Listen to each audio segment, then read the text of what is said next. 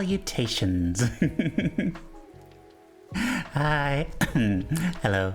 This is Teiyu, your emotional support animal. Sup? Zumi, thank you so much for the resub. I really appreciate that. And also thank you for the affection, Tootie. And congrats on being first.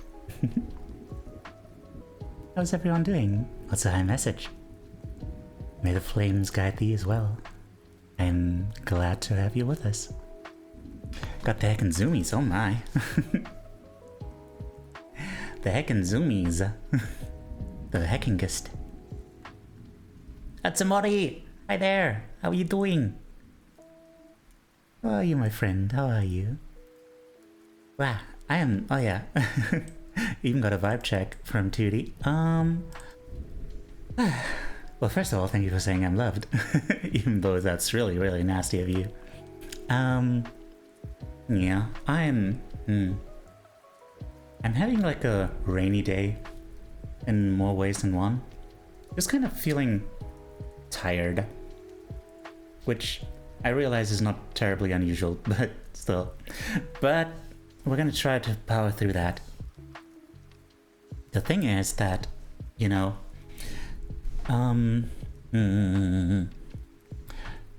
you're loved too! Thing is, I had planned earlier to just have these, to start doing study streams again, like at a later point. Otis! Thank you for the resub. Aw. Oh gosh, we have a hype chain. Oh, that is so nice. Thank you guys. I love you too.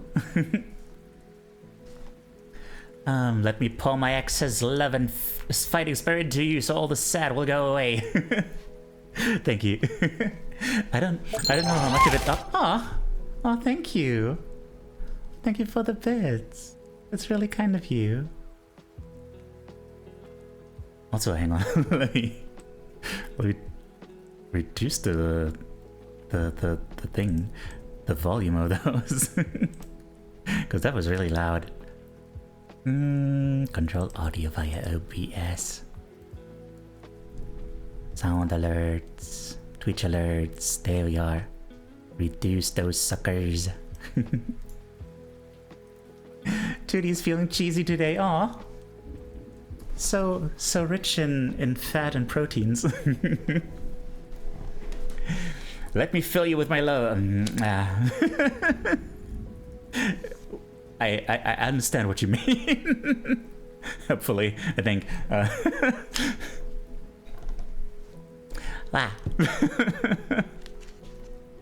You guys are adorable.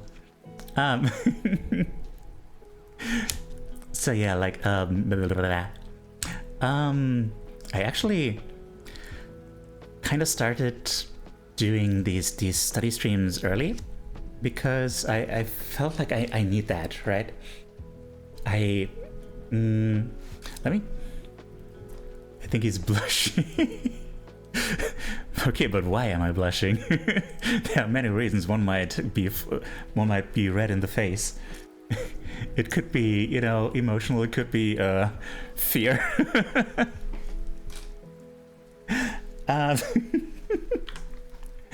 Hang on, let me give a shout out to Nania Salanix. This is one of those times where I'm really grateful for me being like really good at spelling.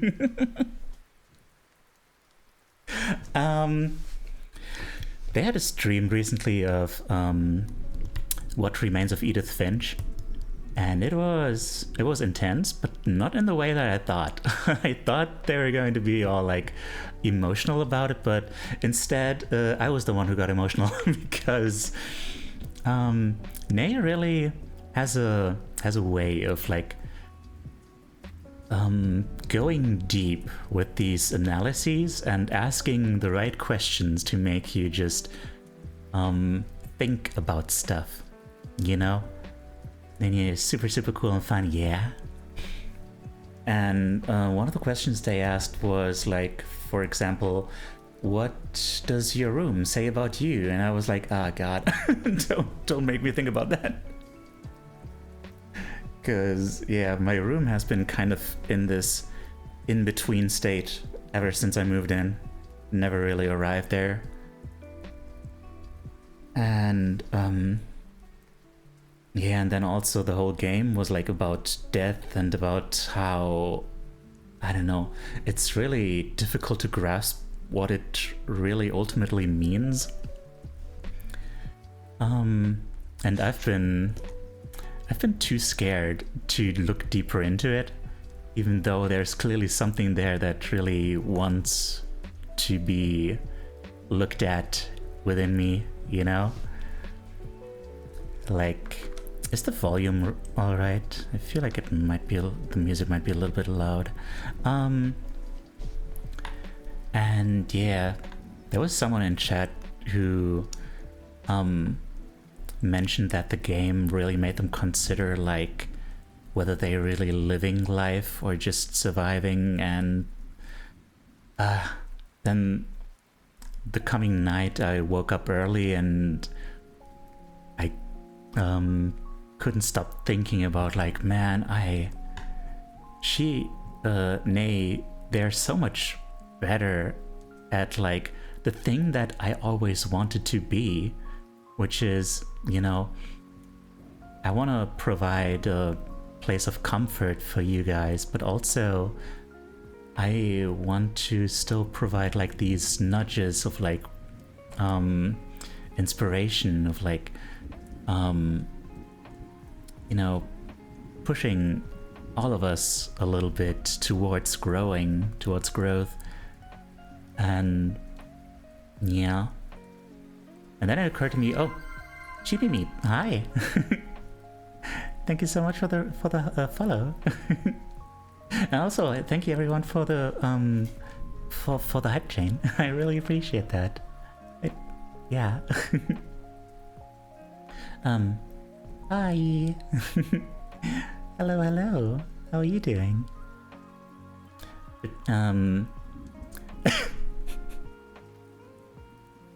You sound like you would be a wonderful dad. You should find a nice lady goat and make 2d4 babies. Hang on. Hang on. Where are my dice? Where did I put them? Hey. Here they are. Where's my d4? Okay. 2d4 babies. Let's go. No, that one fell on the floor. That one doesn't count. Ah, that's one. Okay. Come on. Let's go. Another one. Ah. Okay. Two babies.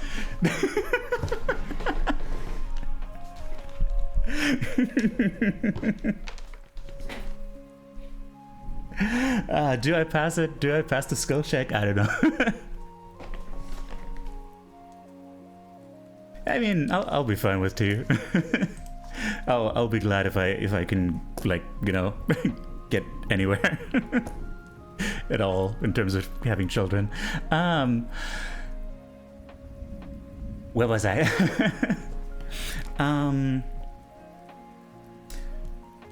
Place of something.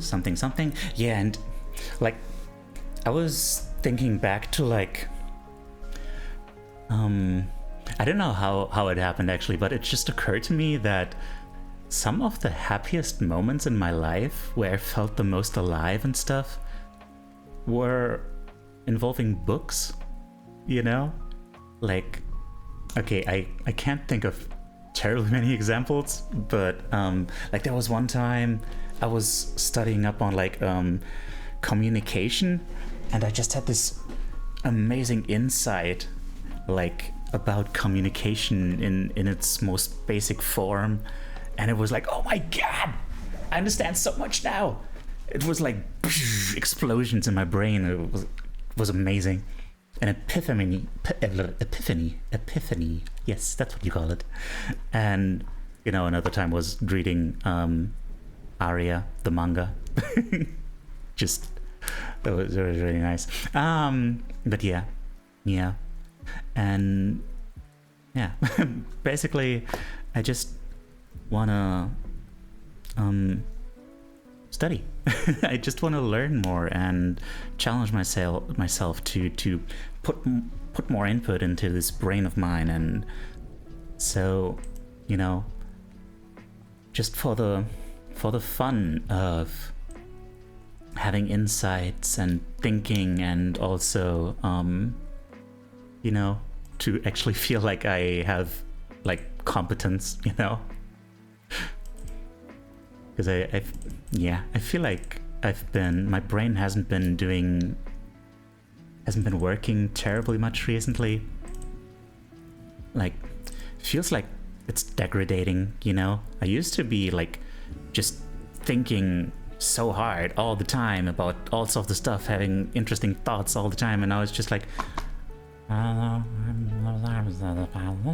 you know? And yeah, I want more of that. I want to have a cool brain again that does things, basically. Also, I see you there. Hi, Nay. Hi. Let me give you a clip shout out this time. Hi. Thank you for dropping by. You want to get fucking rezzed, you piece of shit? I want you to beg for it. I want you to beg for it. Say that you're fucking sorry for being a waste of space on my fucking game. Tell me that you're fucking poor ass DPS. Now degrade yourself for me, and I will fucking res you so that you can waste my fucking time again. Don't you fucking dare. You want it? Beg for it, bitch. I fucking dare you. Fucking beg for it. Yeah, that's right. I control your life and death. You died, and now your life is in my hands. Literally, you want it? Beg for it. I can't hear you. I can't hear you. I will literally go find somebody else, Dad, and make them beg for it, and I bet they'll beg a lot harder than your fucking sorry ass. Beg for it. Beg for it now! See, that's the kind of brain I want.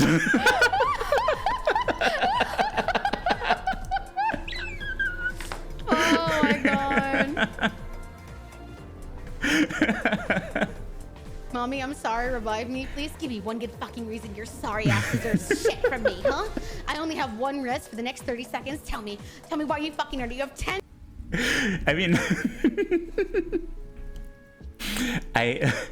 it's a different attitude than the one I aspire to, but you know, just that rapid fire like stuff, like, you know, the rapid fire thoughts coming out of that brain, just like I admire that. You know. Honestly impressive, right? That's what I'm saying.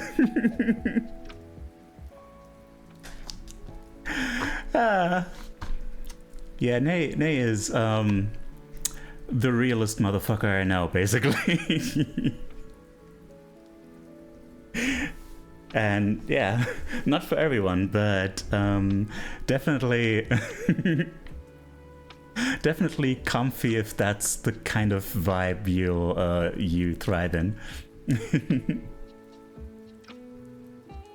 That's the brain, kind of what mine goes through every day. No one is for everyone. Yeah, it's true. Also, hi, girl, and thanks for the workout. Hang on, but first, I know that I missed a bunch of stuff. Art is an emotional medium. If you're willing and able to handle it, it's there to be analyzed. Otherwise, you can also just look at it as a piece of pretty visuals or audio. That's what I love about art. Any way you feel like absorbing it is valid. Yeah, just with What Remains of Edith Finch, I was playing it and I was just like kind of in this haze of like, oh, this is doing something inside of me. And like, I could tell that it was doing something very valuable, but it wasn't doing what it could, right? I feel like there's something there that should be pursued, but like, if I'm not in the context of like a stream where I'm like hanging out with someone who's playing it, or you know, I'm the one playing it and I kind of have to keep going, it's like, I don't know, outside of that kind of context, it's hard for me to just be like, okay, you know what, I'm gonna watch a whole video about that and like be confronted with possibly uncomfortable thoughts that might make me question things about myself and stuff. It's just like, I rarely feel ready to do that, and I want to change that. You know, I want to be better about letting myself be uncomfortable a little bit, but also that needs to be, there's a reason why I don't want to make myself uncomfortable, which is that I just don't have enough actual sources of like happiness in my life that like counterbalance that. So I'm just kind of caught in this gray area where I'm like not really comfortable at all, but it's just comfortable enough that it's like, okay, I can like endure this. This is fine, you know. And that's just no way to live, you know. You gotta have both. You gotta live a little, get those ups and downs, like Slayer says. Yeah. Oh man, I still need to figure out how to have audio in my streams without it ending up in the VOD. Thank you for the affection, Retro, by the way. Yeah. Teiyu rolls for fatherhood, indeed. and of course rolls the minimum possible. Skill check for finding the lady goat. I mean, a skill check would only involve a D20. That's how D&D works, at least. You know, unless we're playing a different system, I don't know. But I don't think other systems tend to involve D4s. I think other systems that use non-D20 dice for skill checks tend to use D6s. Anyway, I'm a nerd, by the way. Hi. Hello. My greatest moments where I felt the most alive came from sparring someone I have no business being in the ring with and being able to hang with them. Ah. So narrowly escaping death? Oh, wow. Really? Is that an option? Is death an option where you spar? I can totally see that though. That makes a lot of sense. I didn't know they had that witch emote, by the way. That is adorable.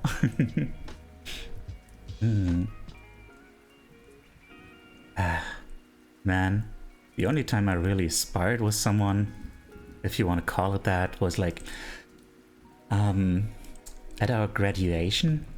We had this sumo ring with like fat suits and stuff. And hi Shmei, how you doing? And there was this kid who was younger than me, but like same height or taller, and seemed pretty fit. And he couldn't touch me. Like he couldn't do anything. Like eventually he just resorted to, while he was falling down, trying to grab me and pull me down with him, and I was like, nope, not having it. And yeah, that made me feel really cool. And then he gave me a headbutt and made my lip bleed, and then I was sick for like weeks. So I didn't feel cool about that. Anyway. I found the field I'm passionate about a while ago. Now I just want to learn as much as possible about it. Just feels like everything is so interesting and fulfilling. Ooh. Wait, remind me again, what was that field? Damn it. I knew that at some point. What was 2D's field of study? Was it psychology too? No, that was someone else, right? Wasn't it? I don't... It's not coming to me. No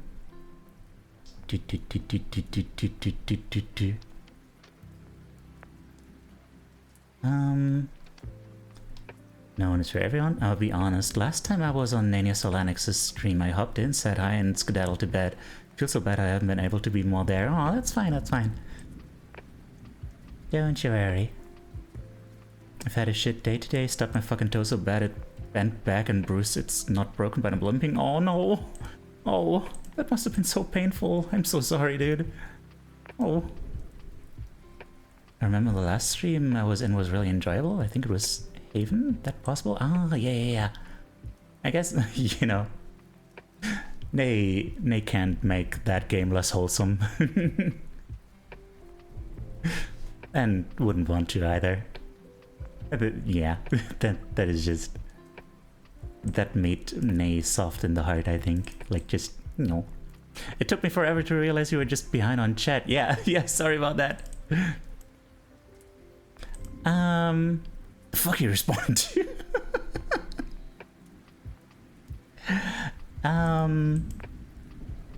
Is it like the comfort zone of familiarity where the unease is so familiar you're afraid of changing anything even if it will improve the situation? Comfort zone of familiarity where the unease is so familiar you're afraid of changing anything. It's not...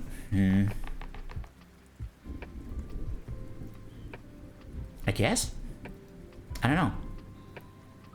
I mean, there's... You get used to anything, right? Like, I'm not really comfortable, but it's like the stuff that I know. It's just, you know... It's not... It doesn't involve happiness or anything, but it... I don't know. It works. It served me not well for many years, so yeah. Asking with a heavy dose of projection, so feel free to say it's not like that at all. I don't know. I don't know if maybe we're thinking of different things or something. That's always the danger of communication, isn't it? Yeah. Okay. I'm caught up. Hello. Welcome to the present. Okay. Let's... Alright, I'm supposed to do squats. 20 squats, here we go. 1, 2, 3, 4, 5, 6, 7, 8, 9, 10, 11, 12, 13, 14, 15, 16, 17, 18, 19, and 20. Okay. Alright, y'all. It's time to start studying.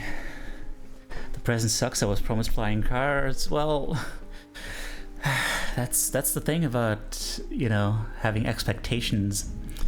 Sometimes they can poison what is already there, and it's like, you know, what's there is perfectly fine, but you know, it's not the thing that you wanted. So you're like, what the hell is this? This is not what I ordered. Even though that was all in your mind. Anyway, so I am on the wrong scene. Here we are. There we are.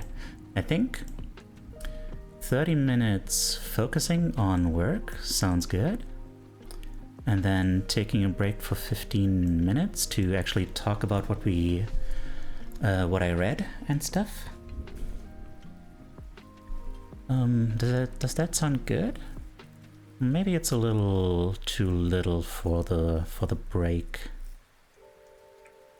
Maybe we'll just try this out for one round and then adjust as necessary.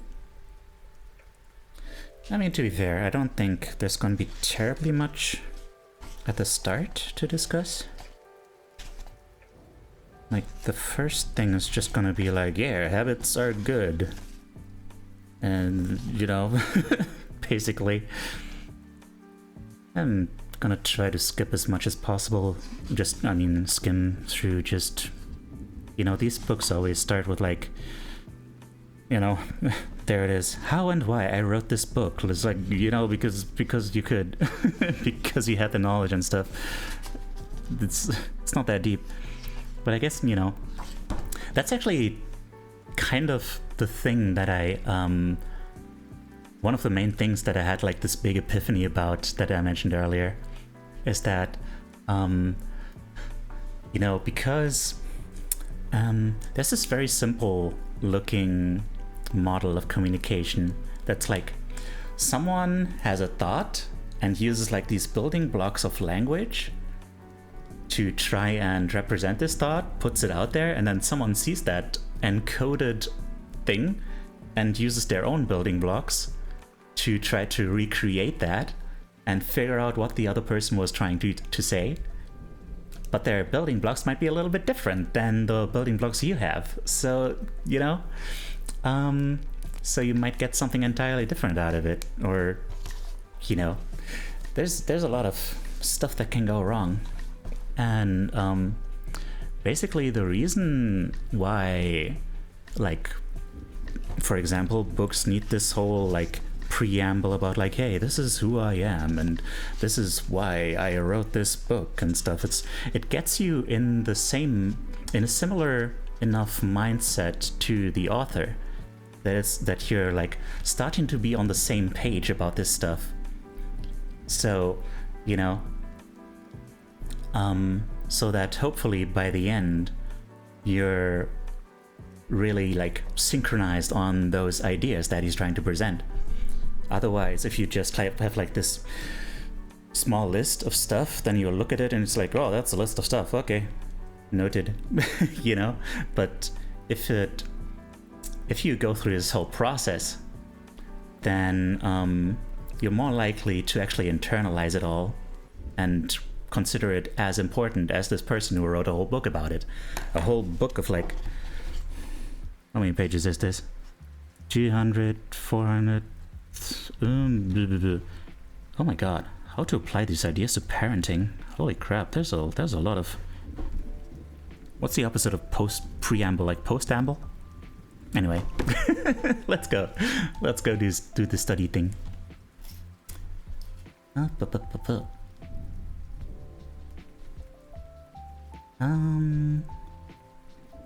Let's see. Activity. Desk. Writing, drawing, no. Reading. Yes. Good. Gonna choose some different music. Chilling with the unknown. Uplifting rainy day incantations. Let's go with something uplifting.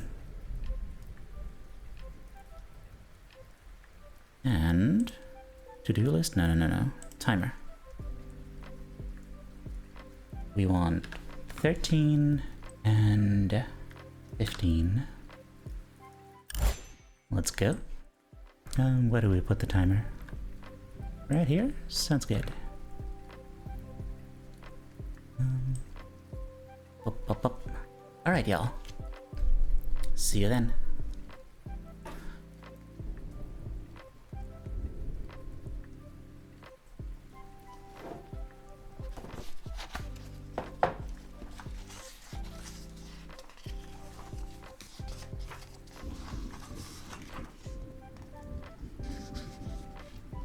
Ooh.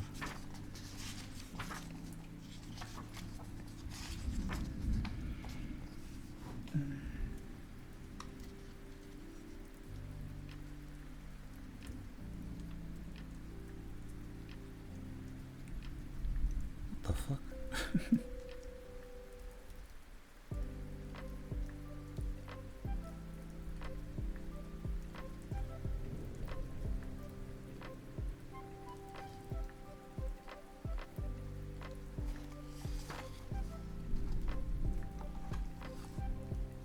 Why is he starting with an with an anecdote about how he got smacked in the face with a baseball bat?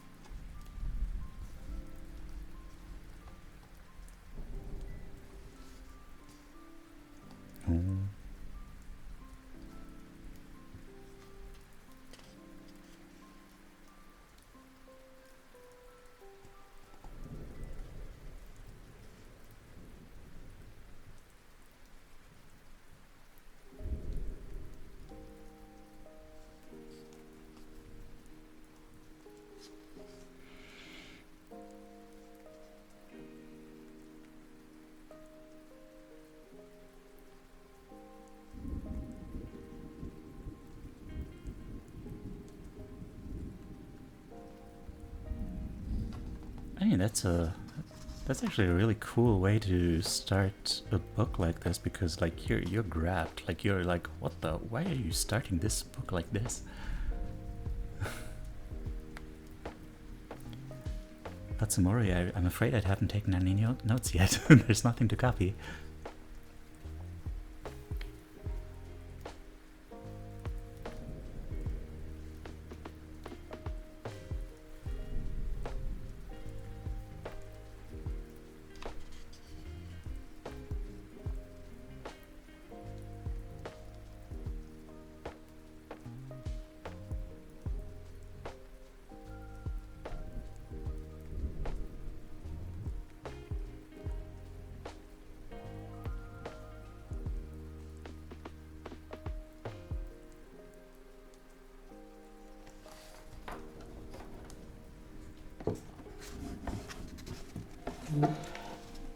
Hi, Elamir. Whose notes are these? Man, I don't know, but please show them to me. Although, no, I'm not going to copy any notes, because taking notes is actually part of the learning process. Like, the fact that you're engaging with the material in such a way where you actually produce notes, like that actually makes the material stick better in your brain. So, yeah.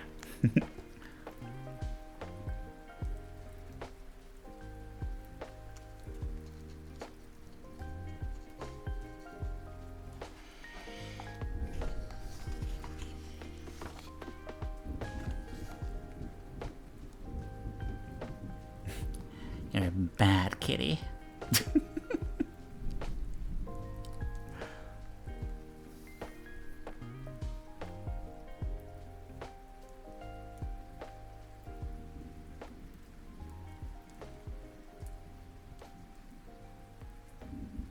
Oh, Jesus.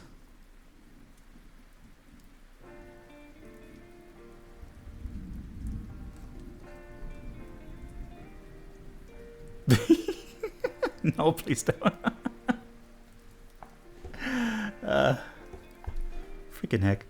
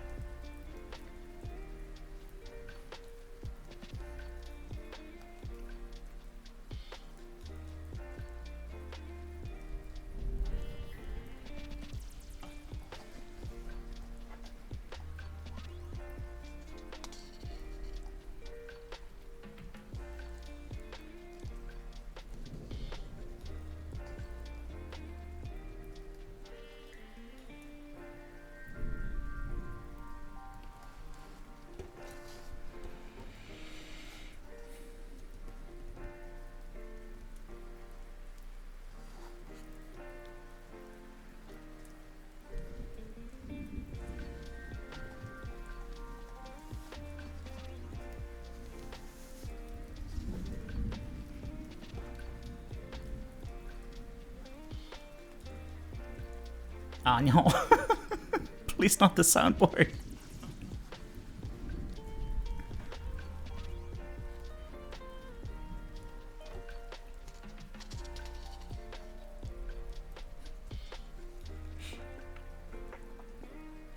Anything but that.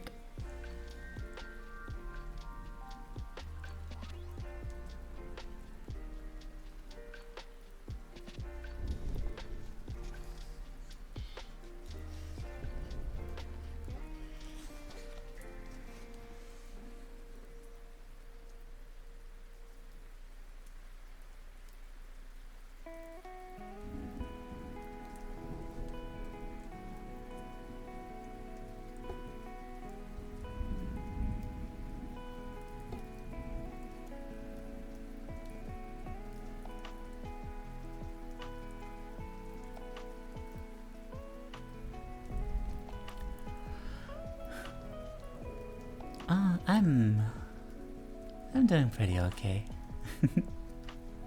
Thanks for asking. Pretty tired, but, and you know, part of me is anxious about getting enough interesting material down by the time the timer is up to feel like this is all, you know, working out and makes sense. There's a Beldam in chat.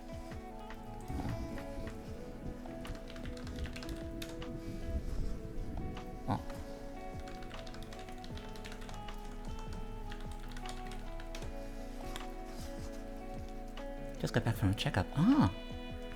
How'd it go? How are your teeth?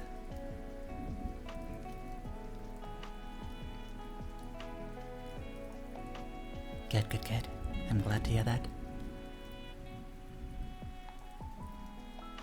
Apparently. Oh, you don't feel good yet?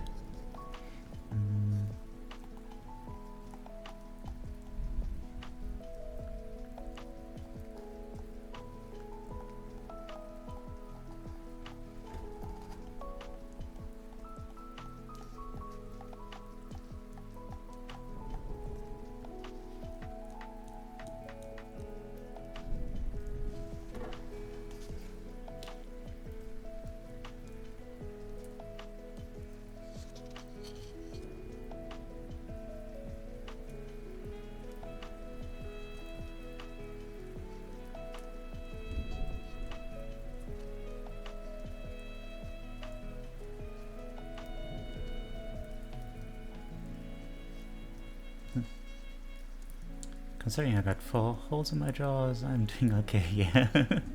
It's all relative, I guess. I'm glad you're doing okay. Do get some good rest, okay? Let your body heal.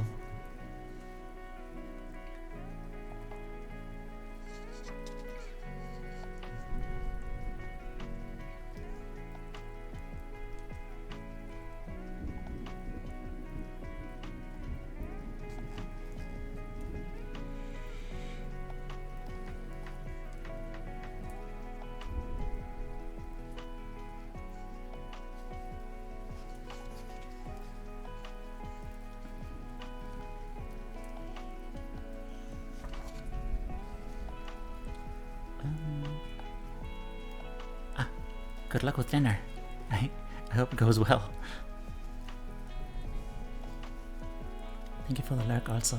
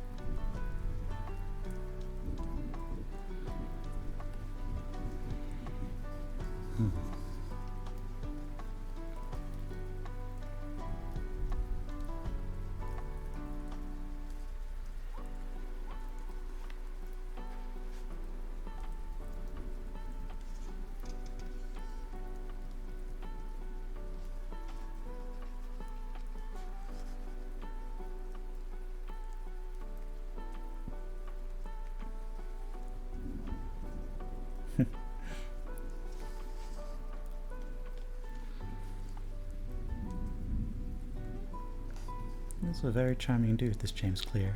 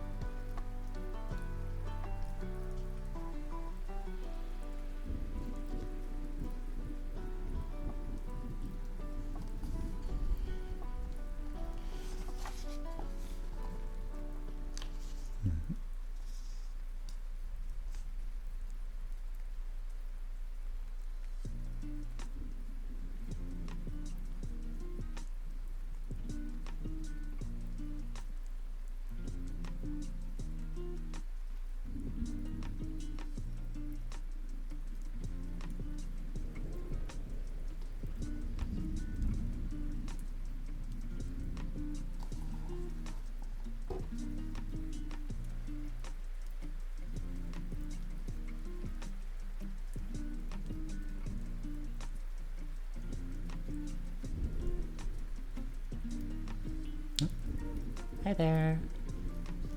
Oh, wait a second. Wait a second. We need a browser source, or else we're not gonna get the thing. Sun alerts. Ah, sun alerts, yes. And make it all nice and small down here. Okay. And then it should do this. Okay. Hi there. How are you doing, Ezra? Deep breath? Okay.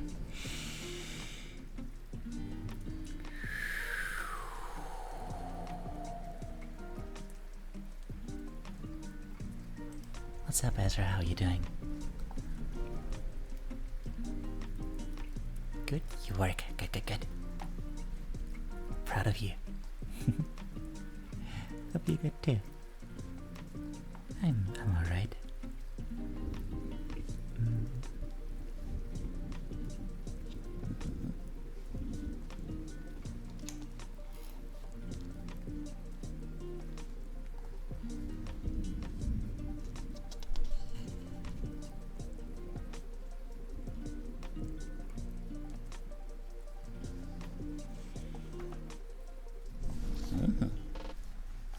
Okay. We are through the introduction.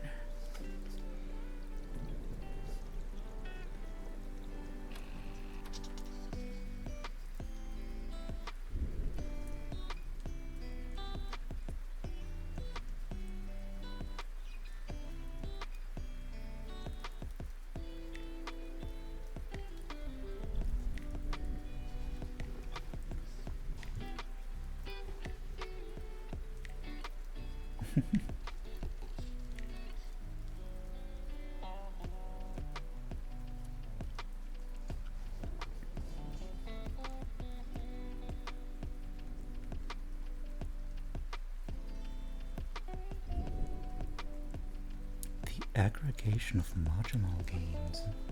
Interesting. Hang on. Let's start actually taking some notes. Oh god.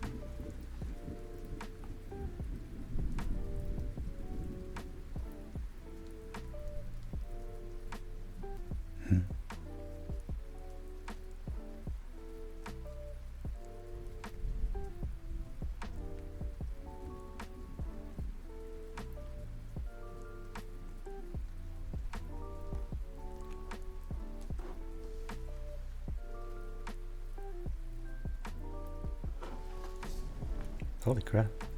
Okay.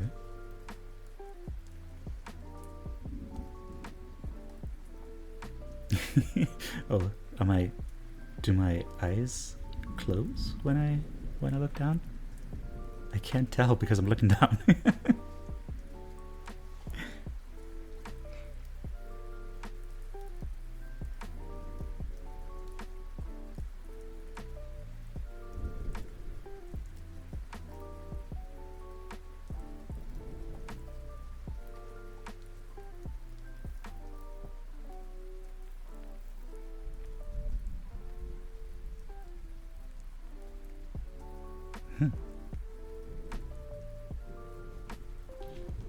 Take care.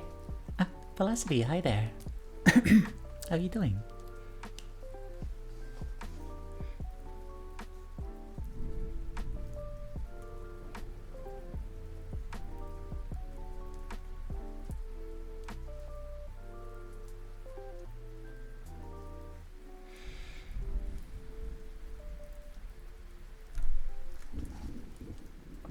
It has been so long. How are you doing? How have you been?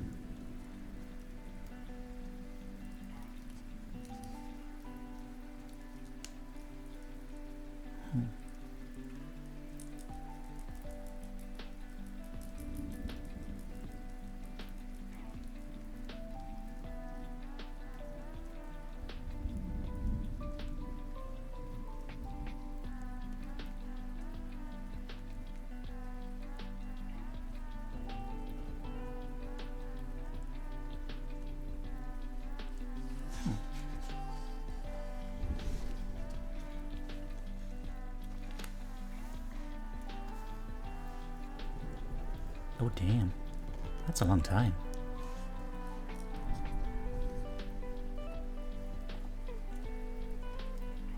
Really, has it been that long? Holy crap. Jeez.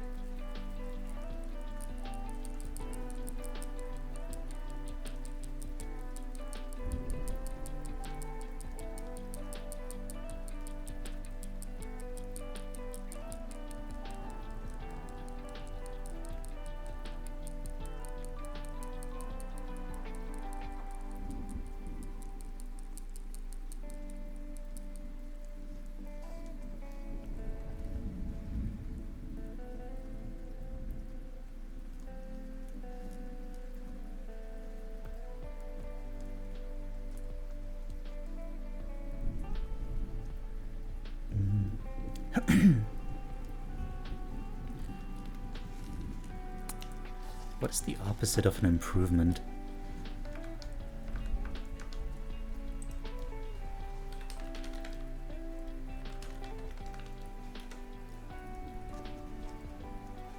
Deterioration. Weakening, decrease, degeneration.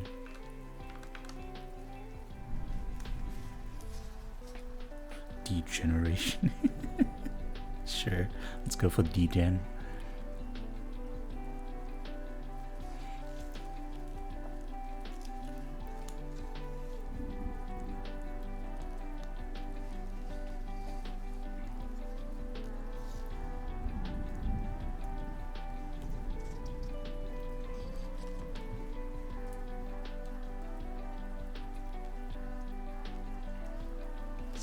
No.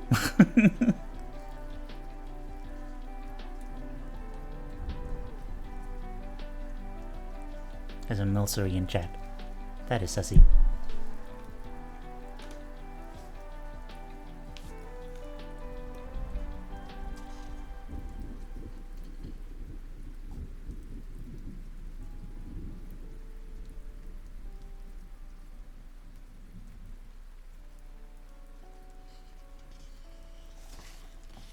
Hello, Zavi, how you doing?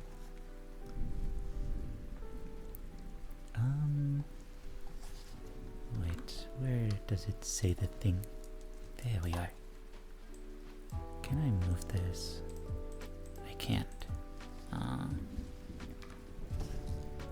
on.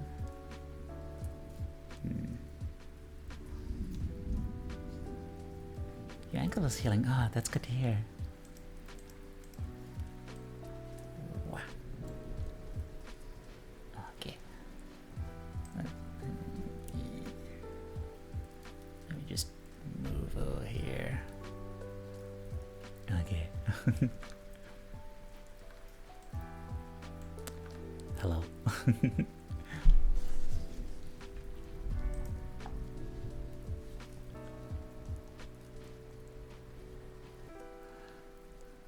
Just want you guys to be able to see 6 minutes left.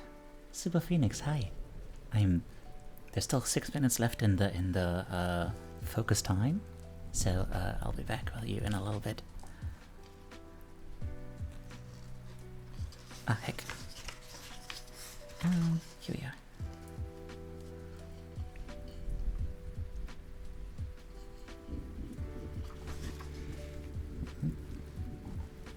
Thank you for the lyric. And thanks for the deep breath.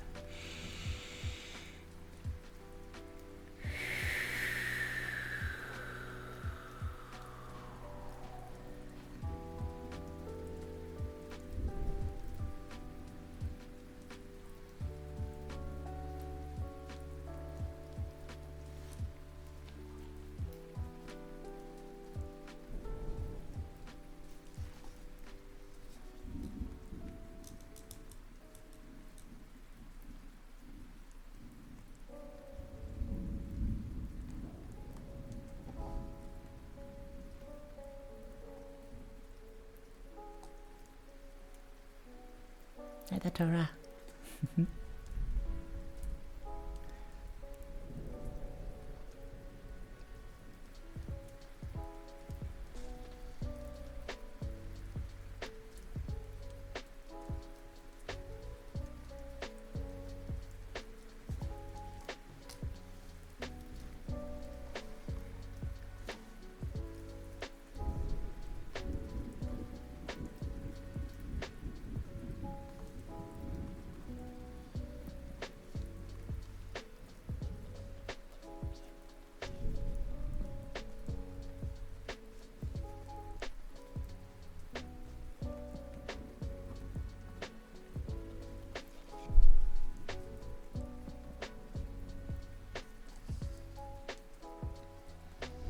Checking out, good.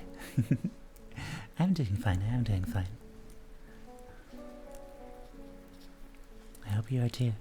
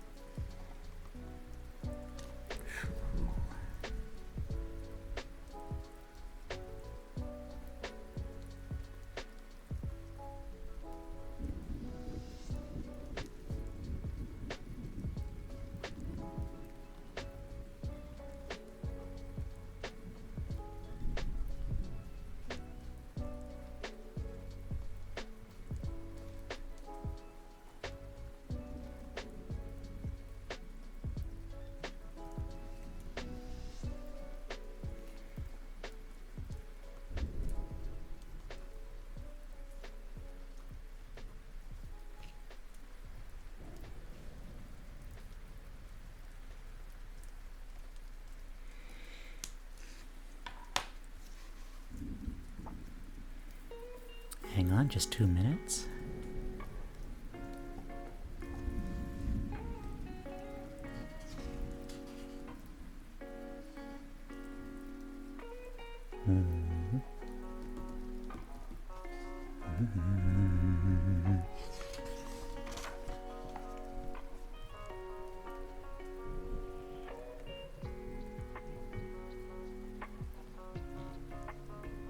Hi, the Cat King.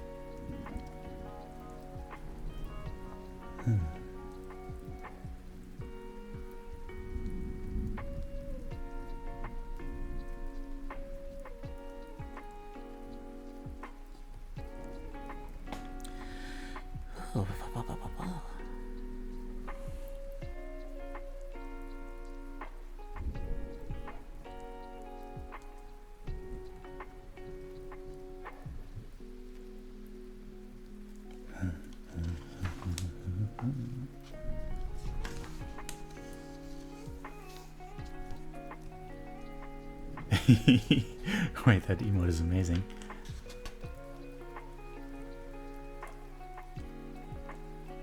I must steal it.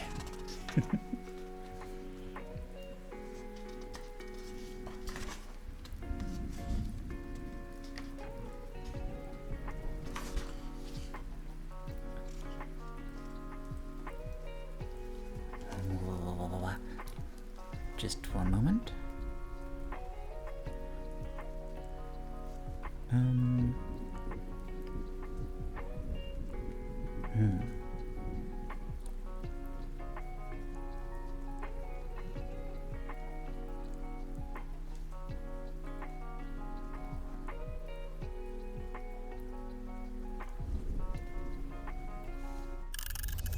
Okay. Ha. Hi there, Matthew. Wait. Oh, we have points. Look at these points. Nice. Okay, hi. Neri, thank you for the follow. Wait, hang on. I need to make sure that I actually hear these. Cause that chain... Sound alerts. Twitch alerts. There we are. Twitch alerts. Advanced audio properties. Monitor only. There we go. Okay. Hi. Okay, first of all, let me catch up.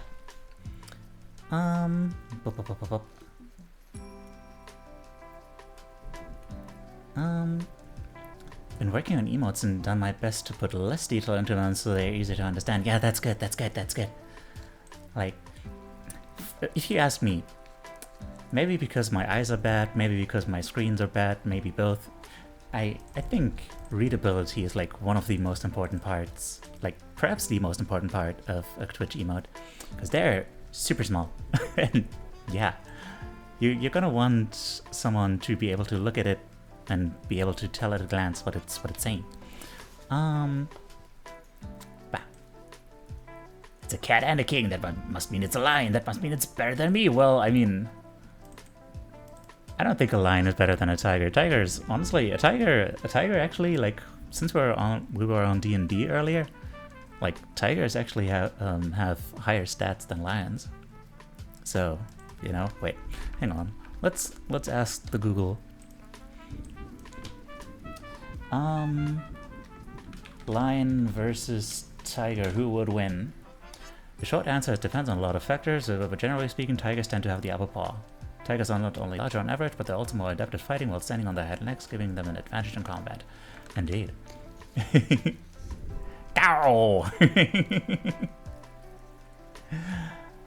But yeah, holy crap, that I love that squint emote. I need it. Hey there, Matthew. It's going okay. It's going okay. I'm trying to improve myself in many small ways, and this book is making me feel good about that decision. So that's good.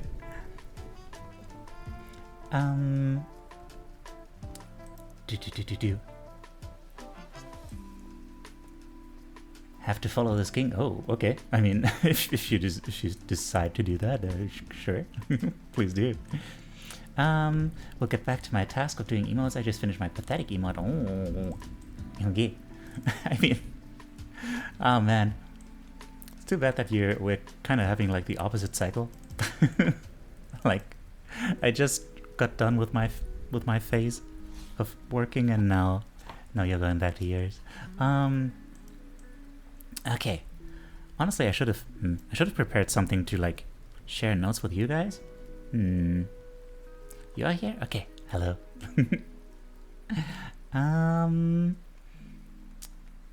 To love you. Aw.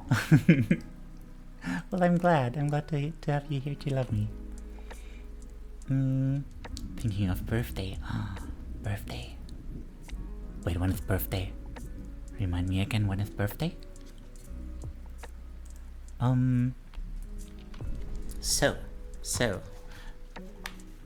November. Oh. What are you gonna do for birthday?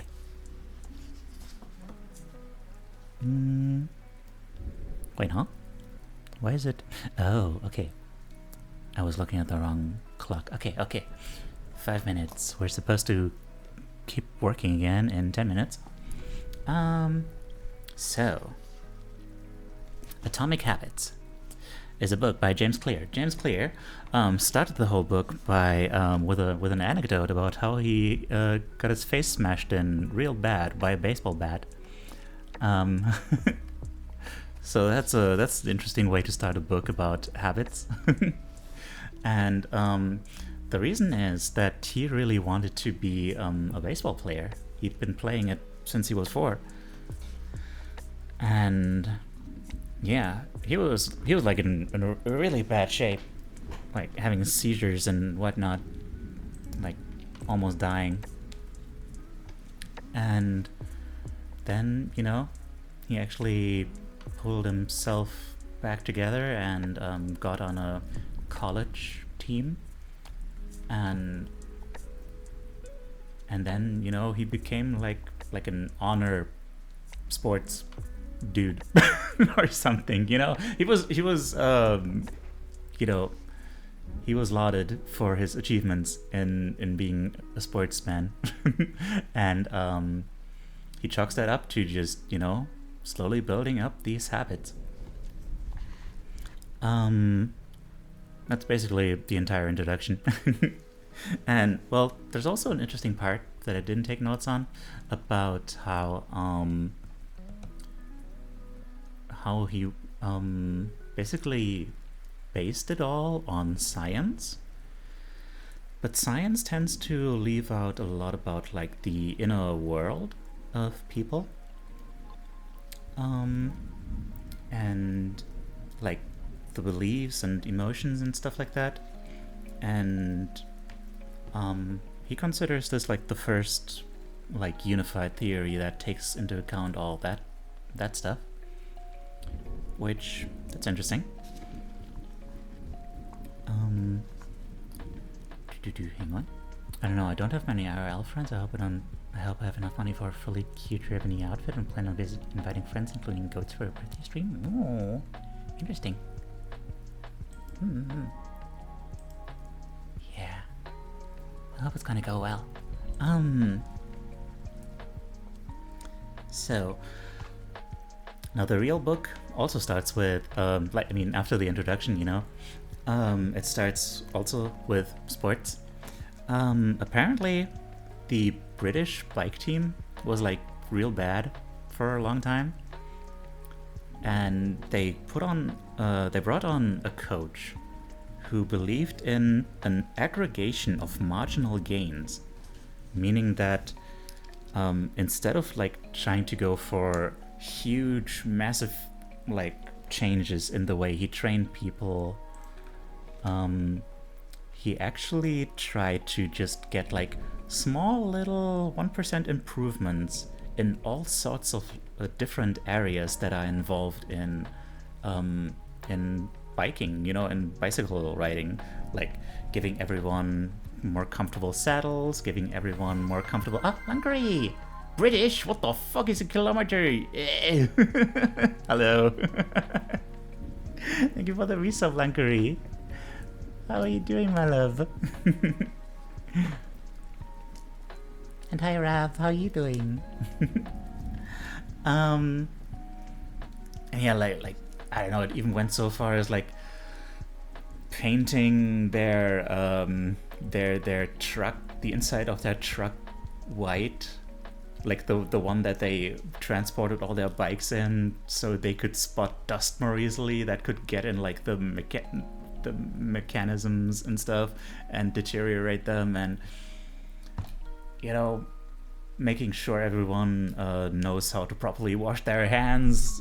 They invited a surgeon for that, I don't know why, to make sure they don't get colds, and like little things all over the place. And you know, then they just became incredibly good, like within 5 years. It's like, huh, okay.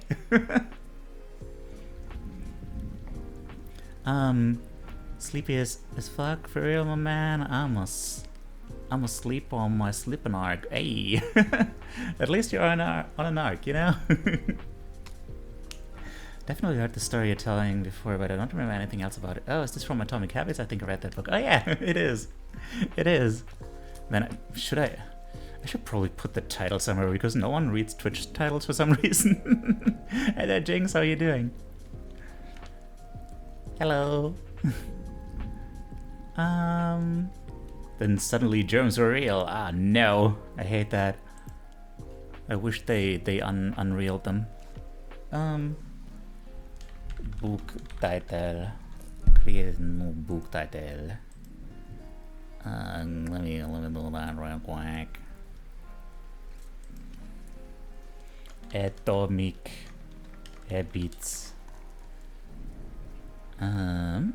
Atomic Habits. Select font. Give me different font. What was the font? I keep forgetting what font I use. It's this one? No, it's not this one. Which one is it? Oh hey, I have Open Dyslexic. Why am I not using that one? Atomic Habits. Ooh, title.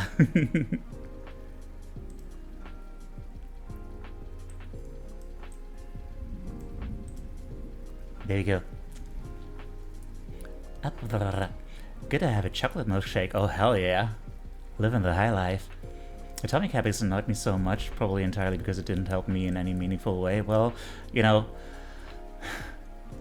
I don't know. Maybe it just wasn't for you, but also it's one of those things about like self-help books. You can like learn all the theories you want, but ultimately you're gonna still need to put in the effort. And if if you're at the point where you are reading self-help books because you need to improve yourself, then chances are you probably have difficulties like motivating yourself to maintain like something like that.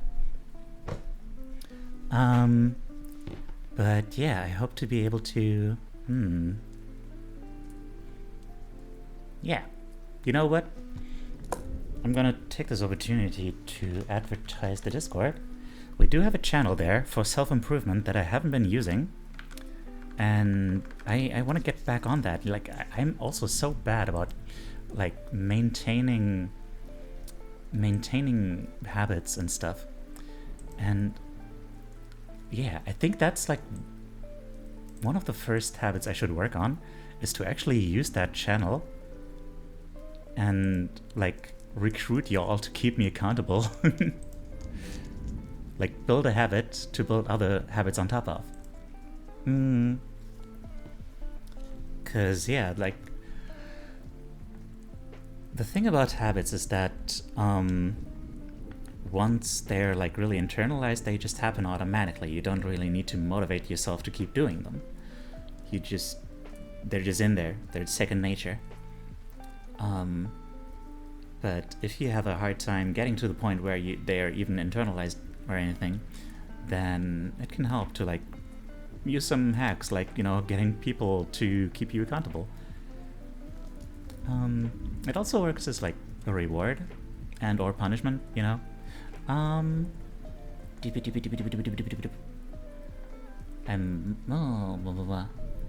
I'm on my feeling poopy arc right now, and the urgent care I usually go to is apparently no longer covered by my insurance. Oh no. feeling poopy arc. Oh, I'm sorry to hear that. Is it still the same thing as before? Oh.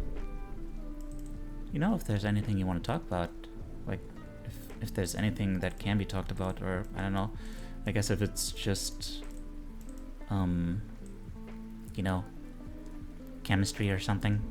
Yeah. For a second I thought it said Atomic Heart. Oh yeah, that would be a very different dream. Atomic habits such as drinking Nuka-Cola and telling rat roaches to fuck off. Yeah, the most atomic. Got recommended Atomic Habits by a psych and I read it out of spite. Oh, out of spite? Why? What was spiteful about that? I had rat roaches and mosquitoes, right? Rat skeetos. Atomic habits, keep your mass in your nucleus. Atomic habits, be a proton, be positive, yes. Not like those electrons. Fuck those guys.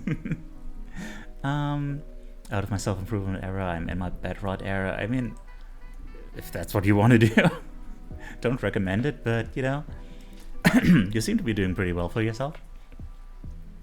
Always down to act as a daily reminder. It sort of works as a daily touch point to reach out to my friends more regularly. Right, sure, absolutely. I'm hoping I don't need to go back on antibiotics, considering I had to do it 2 months ago. But the symptoms feel very similar. Ah, dear. Okay, so it's not the anxiety we were talking about. So, man, I hope it's gonna be okay. Difficult to maintain both Twitch and Discord at the same time. Oh, it is. But yeah, So yeah, of course. So, 100% improvement every day is something that's hard to appreciate in day-to-day life. It only really becomes apparent, like the effect over time. Like he used a bunch of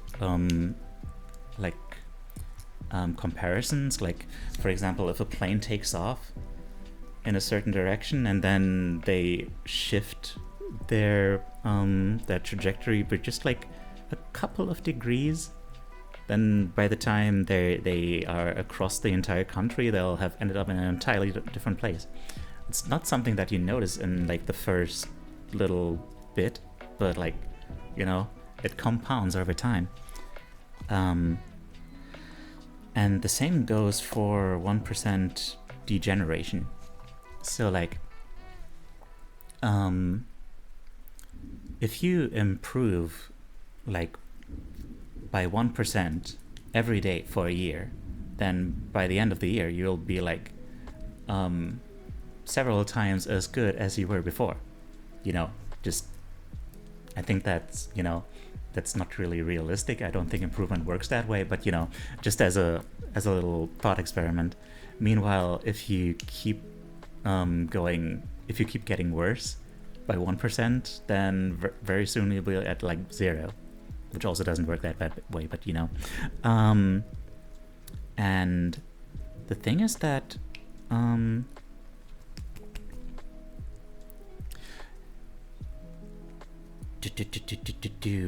you don't you only see the effects very slowly. Like there was a really interesting quote there. Your outcomes are a lagging measure of your habits. So like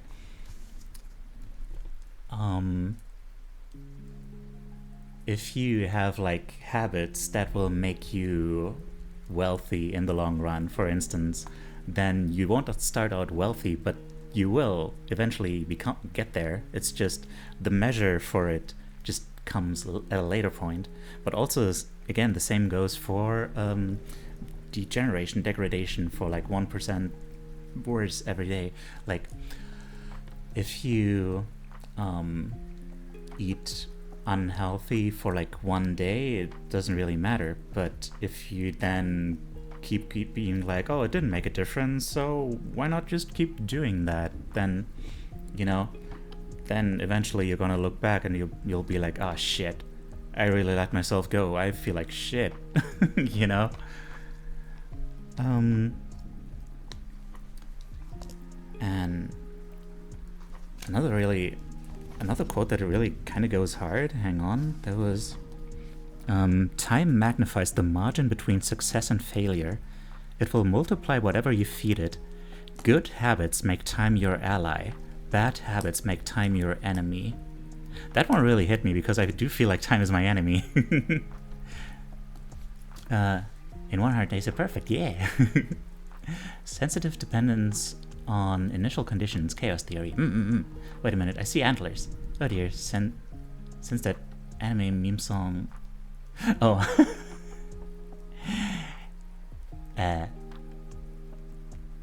Shika noko noko noko koshi tan tan. Shika noko noko noko koshi tan tan. Actually, speaking of memes, hang on. I need something here. Let me just grab an image real quick. There we go. That'll do. Shaboop. Shika noko noko noko koshi tan tan. Shika noko noko noko koshi tan tan. There we are. We gotta put that somewhere. Here we are. Perfect.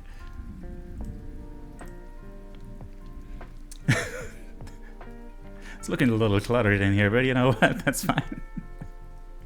I am atomic.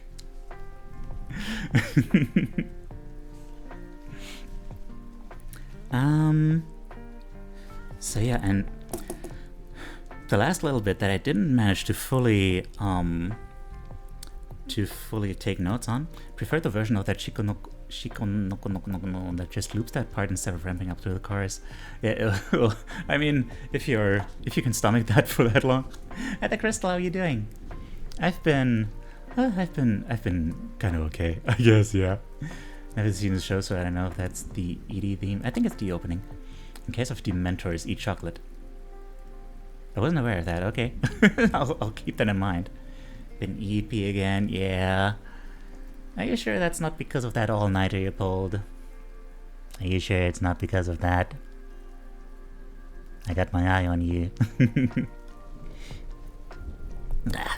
So basically, bottom line is that we really gotta get back to that whole what was it? I had like printouts for that whole thing. Activity monitoring worksheet. There it is. Printed out a whole bunch of copies of these. Hang on. I'm gonna put those in chat. Can I find them again? Activity monitoring worksheet. Let's frickin' go.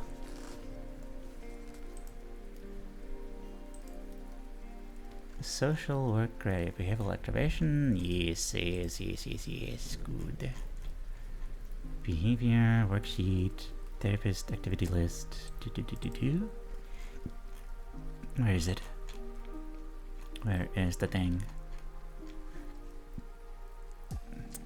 Behavioral activation. Positive activities or behavioral activation worksheet. I think it's in here.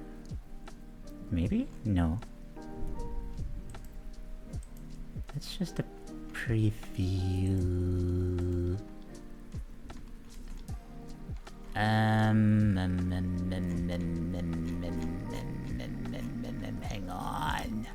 on. This is important. I don't know. The point is, here's a link. Go read that link. That's my homework to you for this next working session. There should be a link in there for that activity monitoring worksheet. I mean, you don't have to use that particular one. There's probably similar ones to download somewhere. But oh wait. Oh, script. No. Scribit is something you need to pay for. Okay. Anyway, the point is, there's this really cool little, what's it called? Scribit. Scribit. This really cool table. A table, that's what it's called. That's what it's called. A table of like how your habits can compound for or against you. Which really goes to show that, like, you know, the way that the effect of positive habits as well as negative habits really, you know, compounds over time. So, like, for example, positive compounding. Productivity compounds. Accomplishing one extra task is a small feat on any given day, but it counts for a lot over an entire career. The effect of automating an old task or mastering a new skill can be even greater. The more tasks you can handle without thinking, the more your brain is free to focus on other areas. Knowledge compounds. Learning one new idea won't make you a genius, but a commitment to lifelong learning can be transformative. Furthermore, each book you read not only teaches you something new, but also opens up different ways of thinking about old ideas. As Warren Buffett says, that's how knowledge works. It builds up like compound interest. And relationships compound. People reflect your behavior back to you. The more you help others, the more others want to help you. Being a little nicer in each interaction can result in a network of broad and strong connections over time. So, like, the more you form good relationships with other people, the more that positive interaction will also reflect positively on your mental health and make you better at making more relationships. And then on the other hand, negative compounding. Stress compounds. The frustration of a traffic jam, the weight of parenting responsibilities, the worry of making ends meet, the strain of slightly high blood pressure. By themselves, these common causes of stress are manageable, but when they persist for years, little stresses compound into serious health issues. And then once again, these serious health issues create more stress, you know? Negative thoughts compound. The more you think of yourself as worthless, stupid, or ugly, the more you condition yourself to interpret life that way. You get trapped in a thought loop. The same is true for how you think about others. Once you fall into the habit of seeing people as angry, unjust, or selfish, you see those kinds of people everywhere. And then, of course, that also feeds back into that loop, just reaffirming what you already think. And then outrage compounds. Riots, protests, and mass movements are rarely the result of a single event. Instead, a long series of microaggressions and daily aggravations slowly multiply until one event tips the scales and outrage spreads like a wildfire. That's the thing. There's just a lot to this. Okay. And that's, that is all I got for now. Okay, I guess I do need more than 50 minutes for breaking down everything that I learned. So let's make it an even split. 30 and 30. Try out that. Just a cold weather? Okay. If you say so. But I don't know. Just try to keep an eye on it, okay? If there's anything you can do, like, you can change the weather, so try to find ways you can influence your sleepiness that you can actually control, okay? Good. Will you do that for me?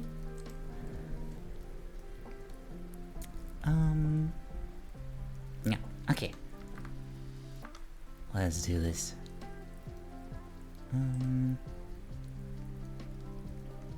25? Let's say 25. And add another one. Bop. Let's make it 25 because that's how long I kinda need it this time. Kind of. I don't know. Let's see. Okay. Mm.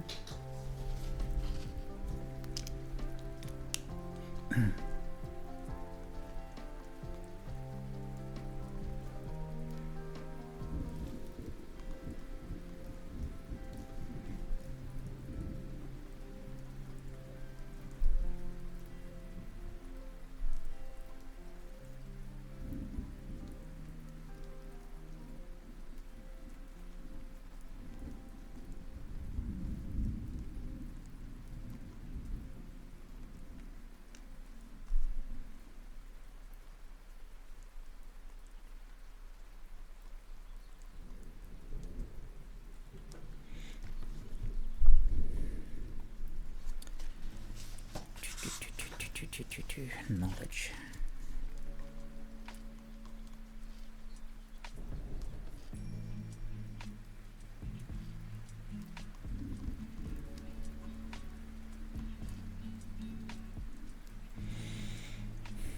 Gaining knowledge.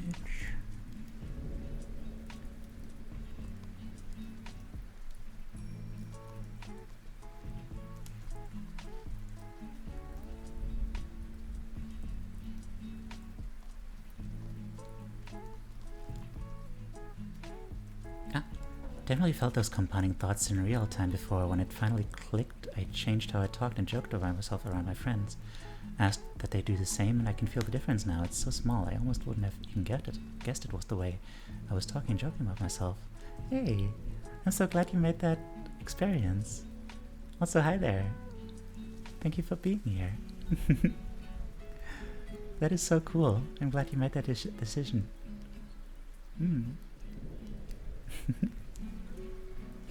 Thank you for sharing that.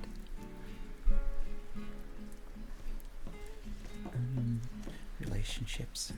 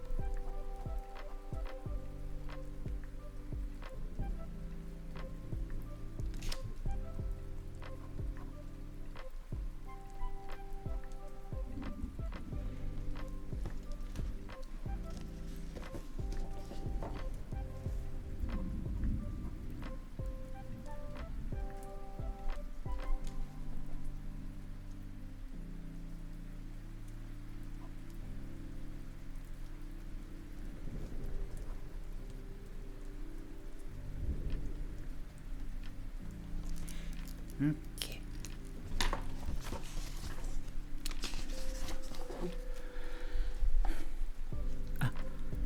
Did I actually... heck. I keep meaning to switch back and forth between, like, different mic settings.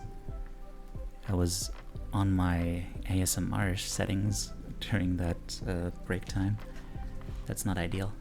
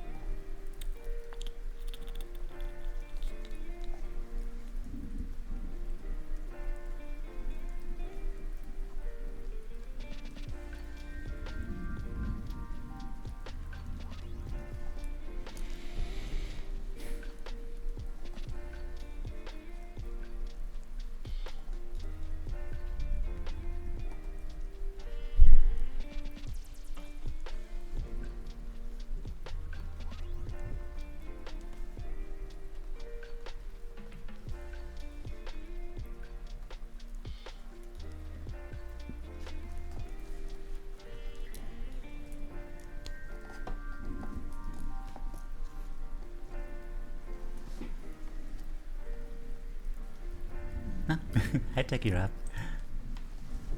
Didn't notice you there.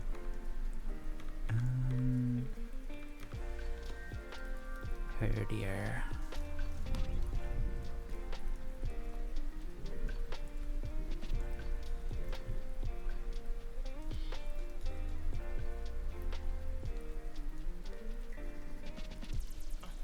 Good afternoon. Meowdy, as it were.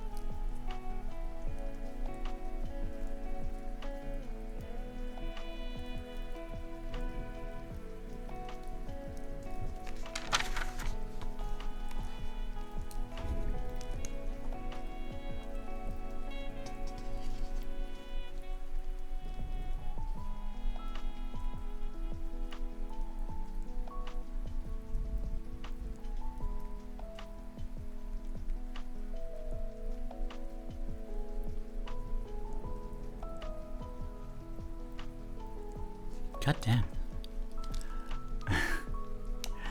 I will say, this guy is a man after my own heart.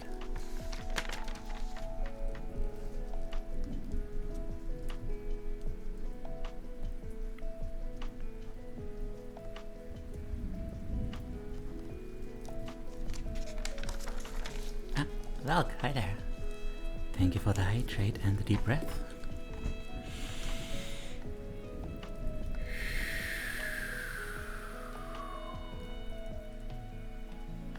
Man, that deep breath redeem is popular today. Usually you guys use it when I'm being stressed out.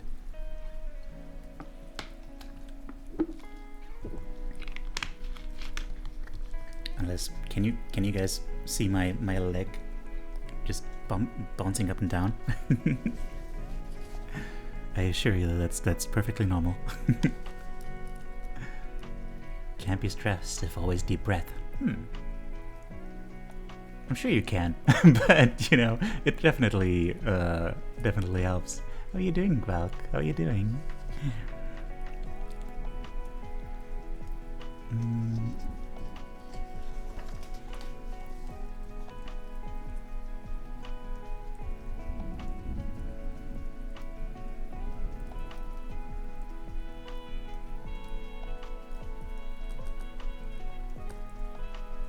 Don't you my chance at making sayings? Okay.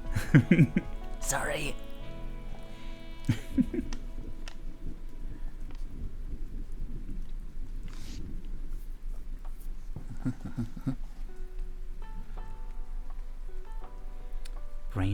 The brain worm was a brain bird one can only take me so far. I really like that one though. That was really cool.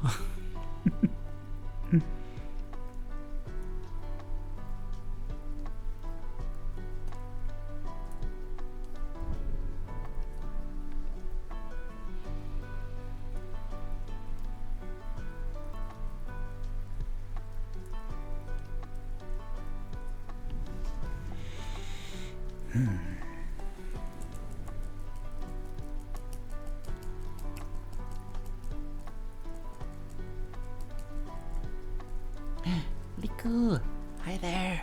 How are you doing? A lick and a kiss. Oh my. My favorite combination.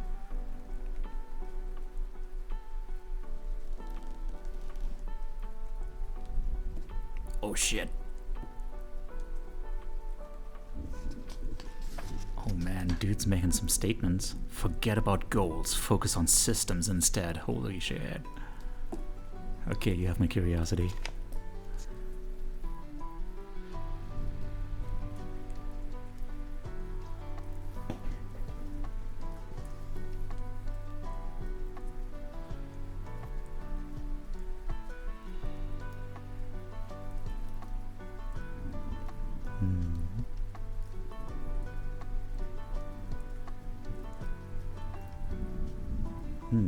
Okay, yeah.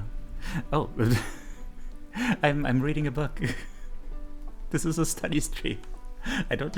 Ah man, I don't know how to make that more clear. I'm reading. I'm reading.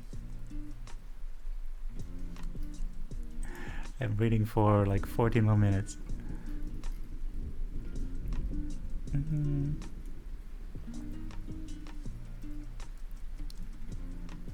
Yo.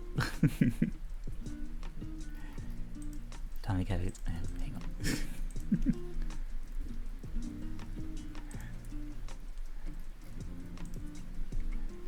Hang on.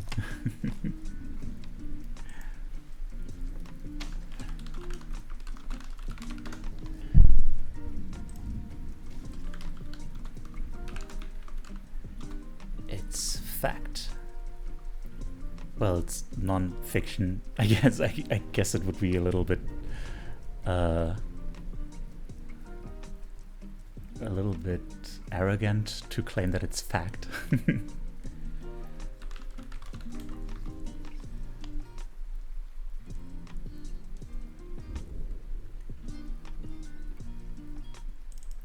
Well, I'm the one reading, but we're all studying together.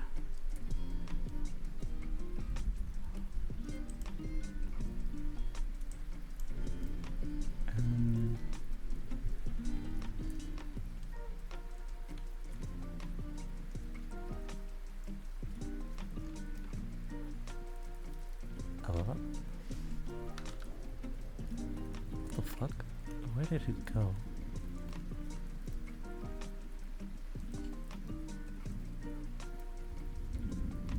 Where did the... Oh wait, that's... Oh... Open dyslexic, there we are.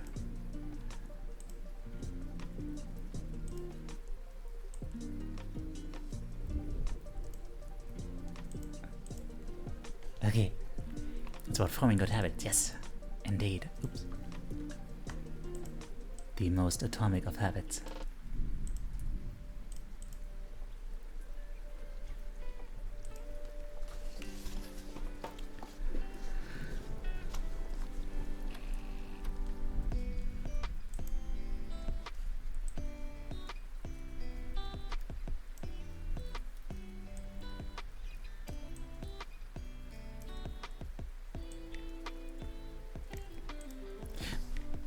There's also a really cool part, like in the beginning, like where he explains why basically just definitions of atomic, an extremely small amount of a thing, the single irreducible unit of a larger system.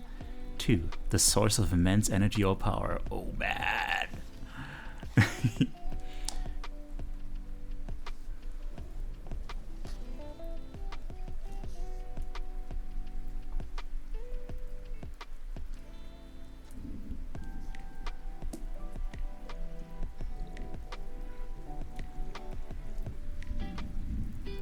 Yeah, I just deliver us.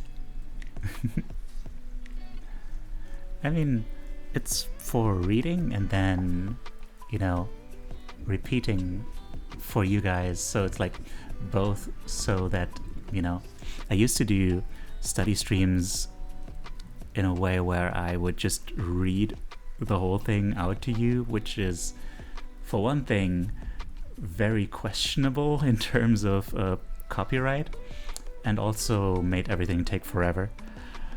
So,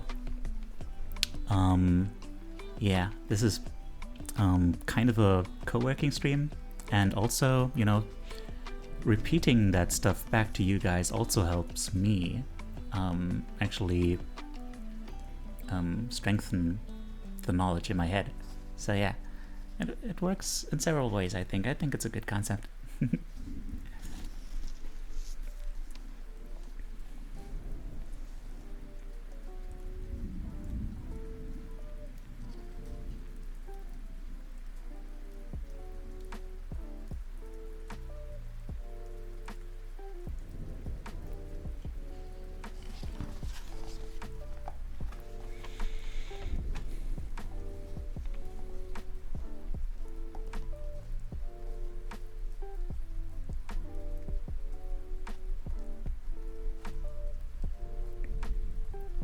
Hang on, I'm not supposed to be talking to chat that much.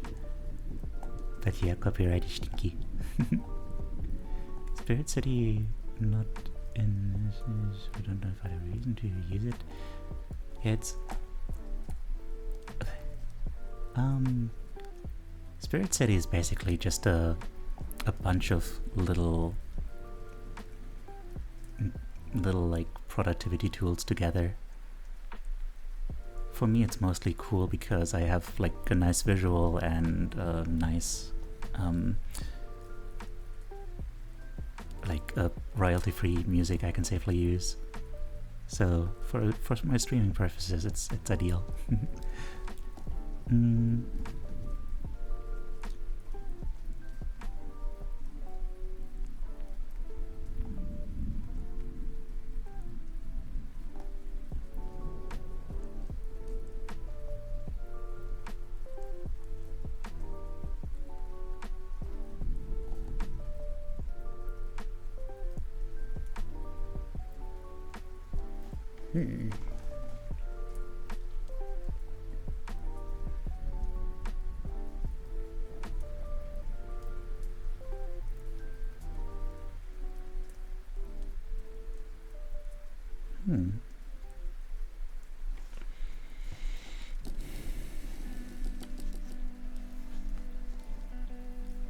Interesting.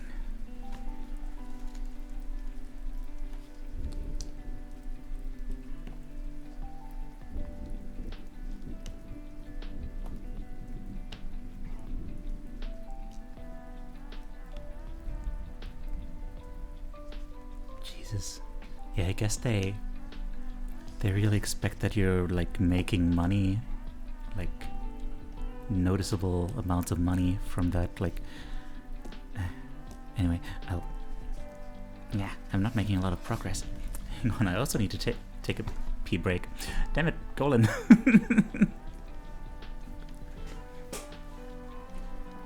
Yeah. If only we did, indeed. Hang on, I need to take a pee break. Be right back. Also, wait, let me pause this and be right back. And also, hang on, I'm gonna do those sit-ups that Golden wants. What? Oh, my Stellagustic eyes are pretty. I for sure am stalker.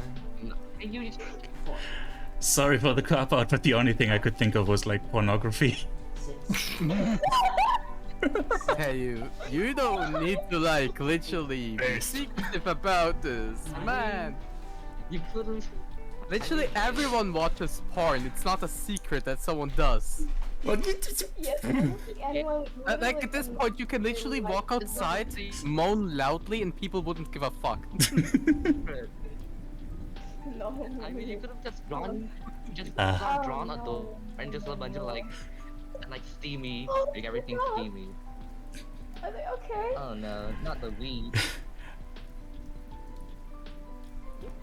Also impressed with my ability to like react to things happening, because like I have like really slow reaction times, but if I focus, you know, I can do things like this. It's just, you know, it's a skill. I guess.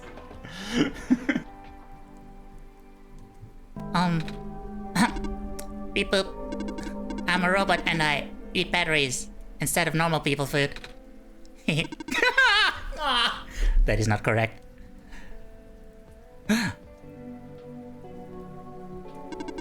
Robots do not consume batteries in the same way people consume food. In fact, robots do not possess digestive systems. Some robots do not even have mouths.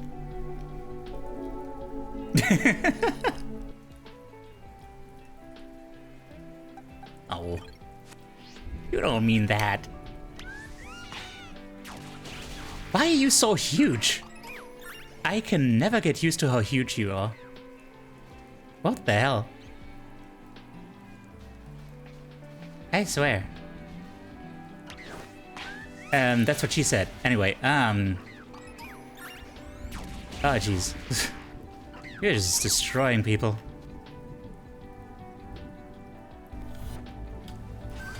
Call me Jon Snow, cause I'm, coming. I don't know. Look, man.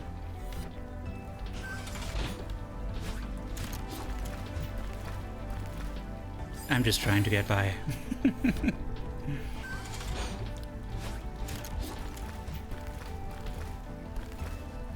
I never watched Game of Thrones.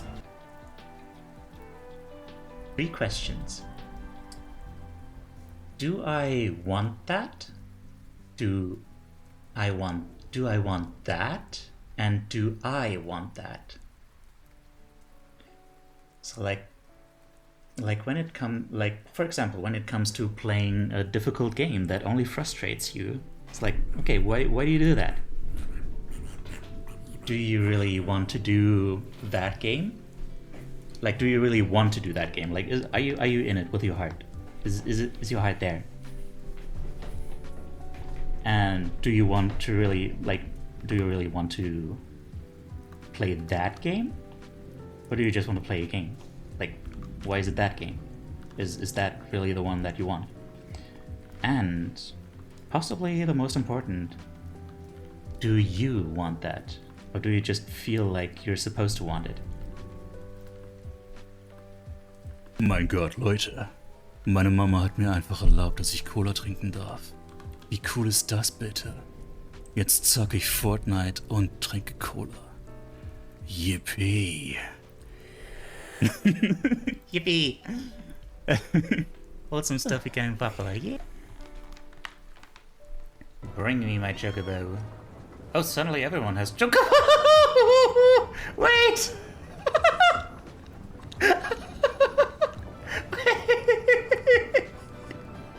Oh no! Red! Red! What did they do to you?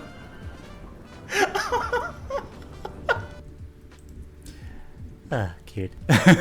Hi. Well, blah, blah, blah, blah, blah, blah, blah, blah.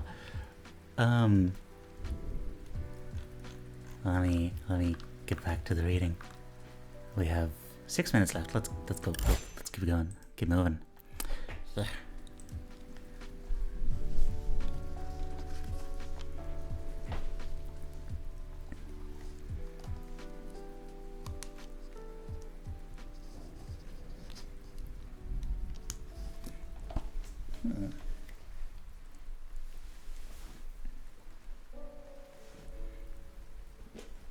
Nah. I'm glad you like it.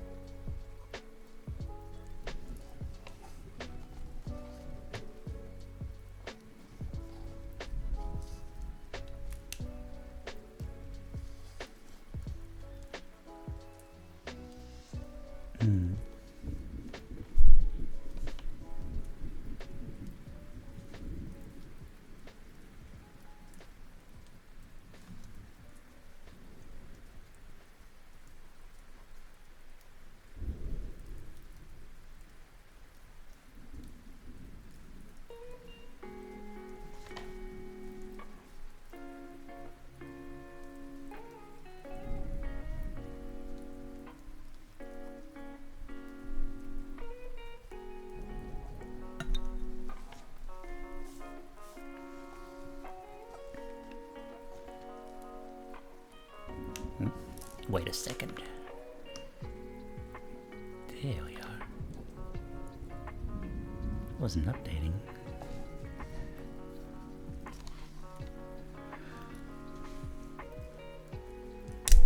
Sorry.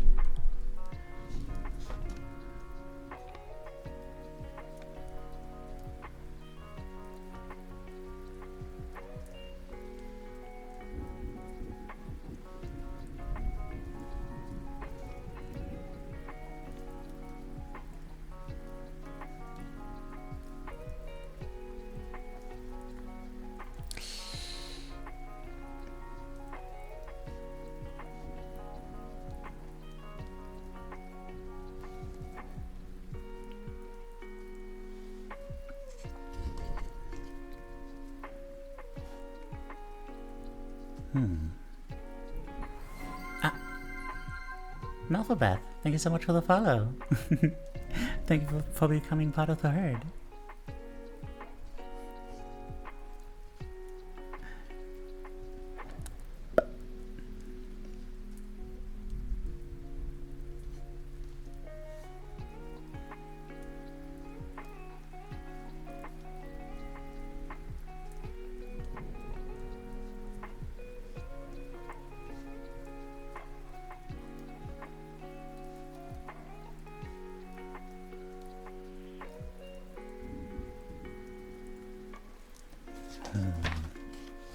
Damn.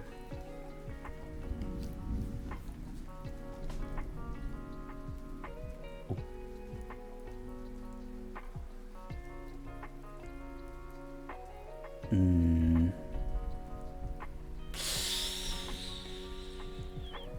This one hits hard.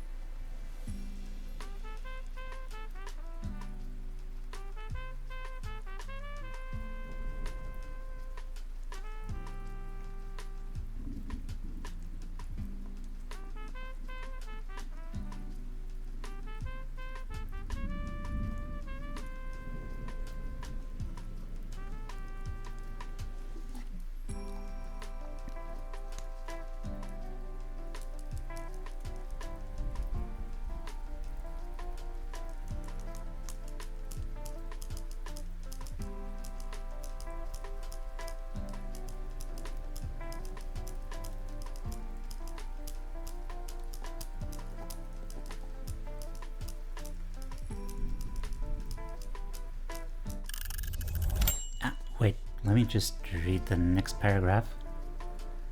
Oh, no worries, no worries. I'm managing to not let myself get distracted. I just hope you guys are having fun, basically. But I'll get to you in a moment. Just I'm about to start reading 0.4 out of 4. So, let me just finish that.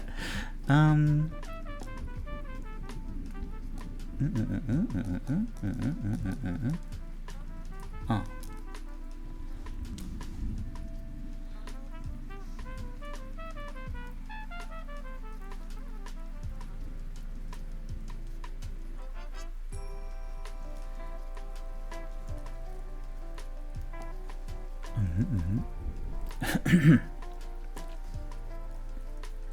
Okay.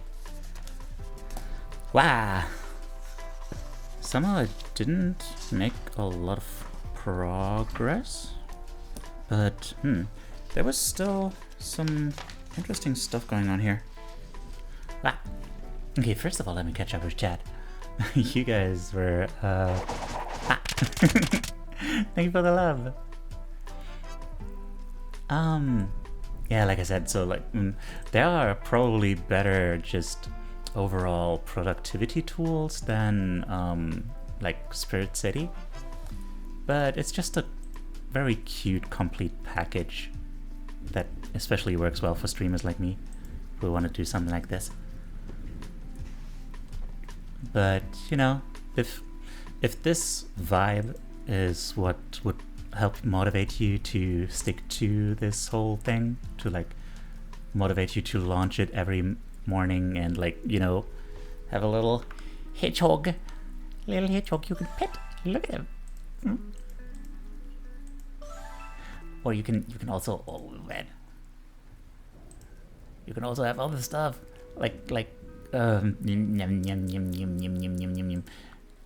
Look at that. I think this one might be my favorite. Oh wait. Aww. Look at him, he's so silly.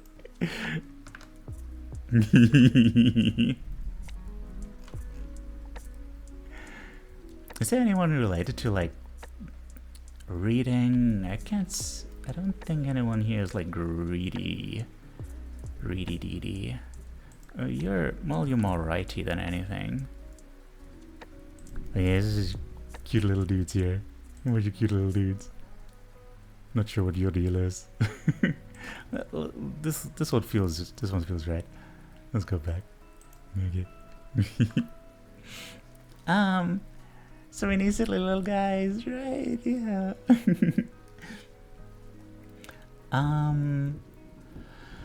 Copyright stinky. Yeah, I didn't process at first like that they wanted a license for you to read a book on stream. Man, yeah, I can see why they would do that, because like, you know, there is a reason for it.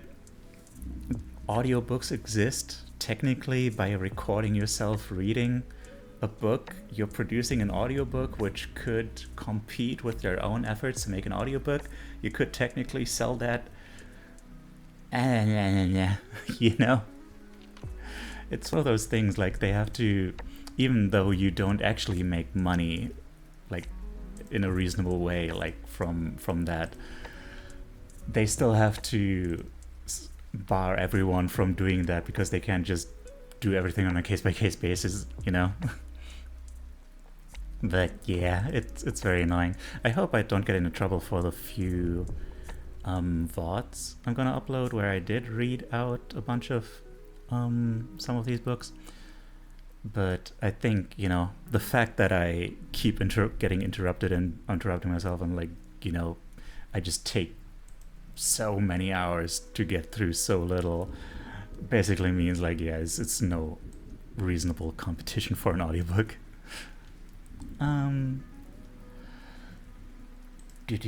Copyright free books, those do exist, yeah. I do want to make ASMR with like, for example, the old Winnie the Pooh books, like the original ones. Silly that you can own the book, make no revenue, not record, and still they want you to mortgage your wife and your firstborn. I mean, they probably should stop at your wife, honestly. I mean, firstborn is like going a little too far. Don't forget your kidney and a slice of your liver. Just a slice there. I mean, to be fair, the liver is like really nutritious. They increased the price. I thought it was just a spleen. Yeah, those spleens, they were very popular around like the early 2000s, but inflation affects megacorps too. Yeah. V, hi. Hi. Let me. Hang on. There you go.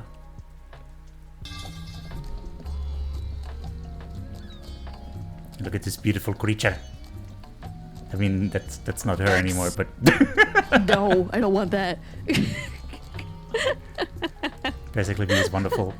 She is striving to become an actual mental health professional. So yeah, on her way there, living her best life. Small indie company DM.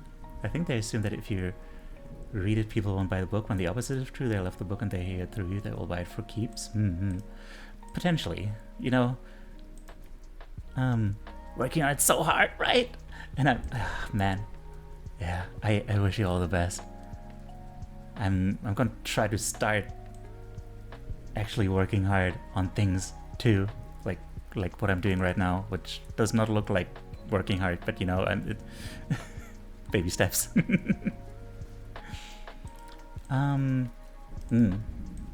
Yeah, I think what I'm doing right now could really reasonably be thought of as like advertisement for Atomic Habits, because it's like you get an overview, but if you really want to get into the weeds of it and like have it ready as something you can easily pick up and look back through for particular passages and stuff, and yeah, you're definitely gonna want the book.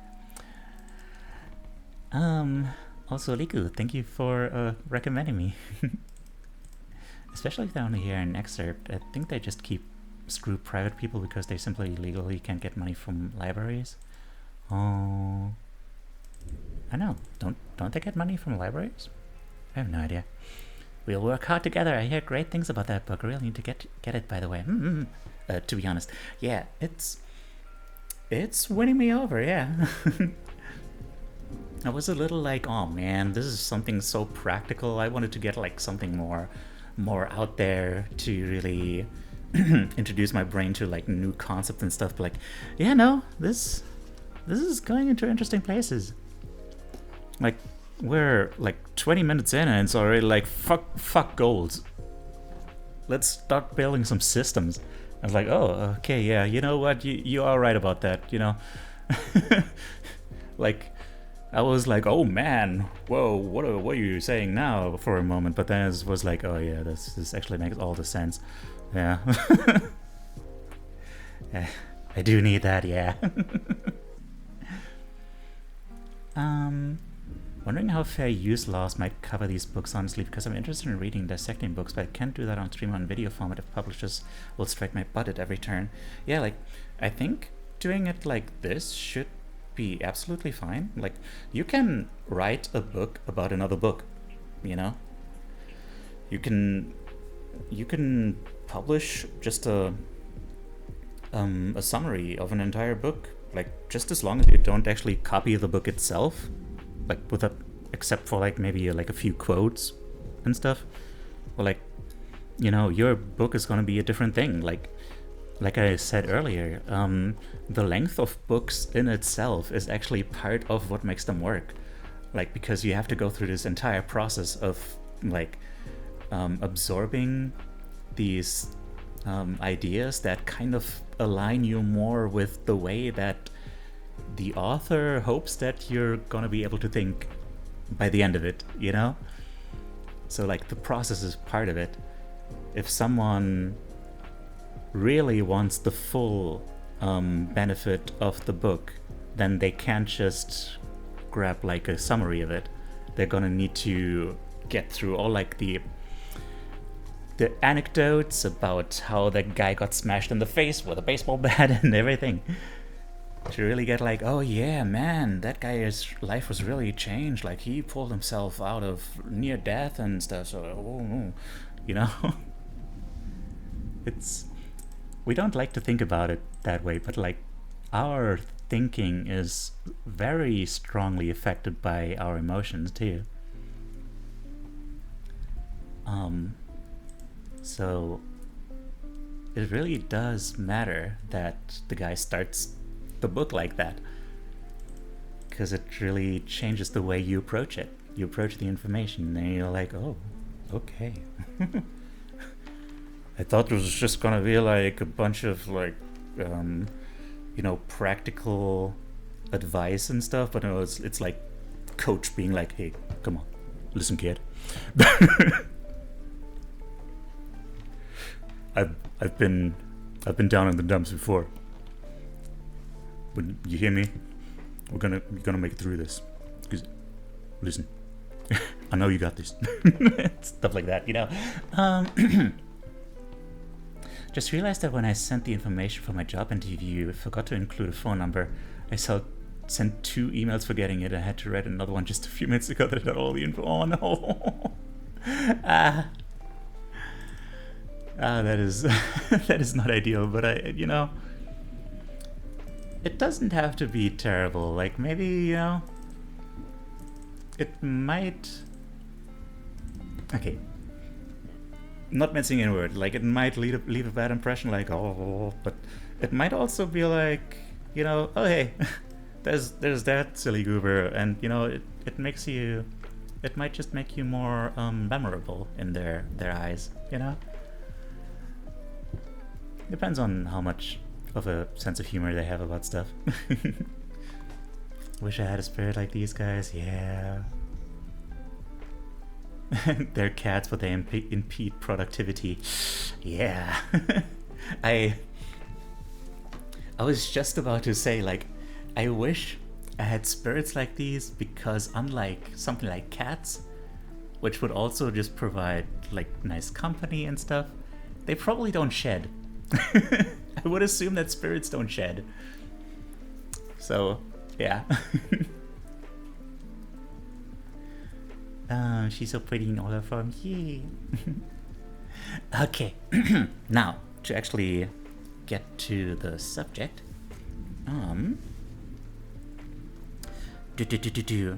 So there's this whole thing, like, that's why I said, like, he's a man after my own heart.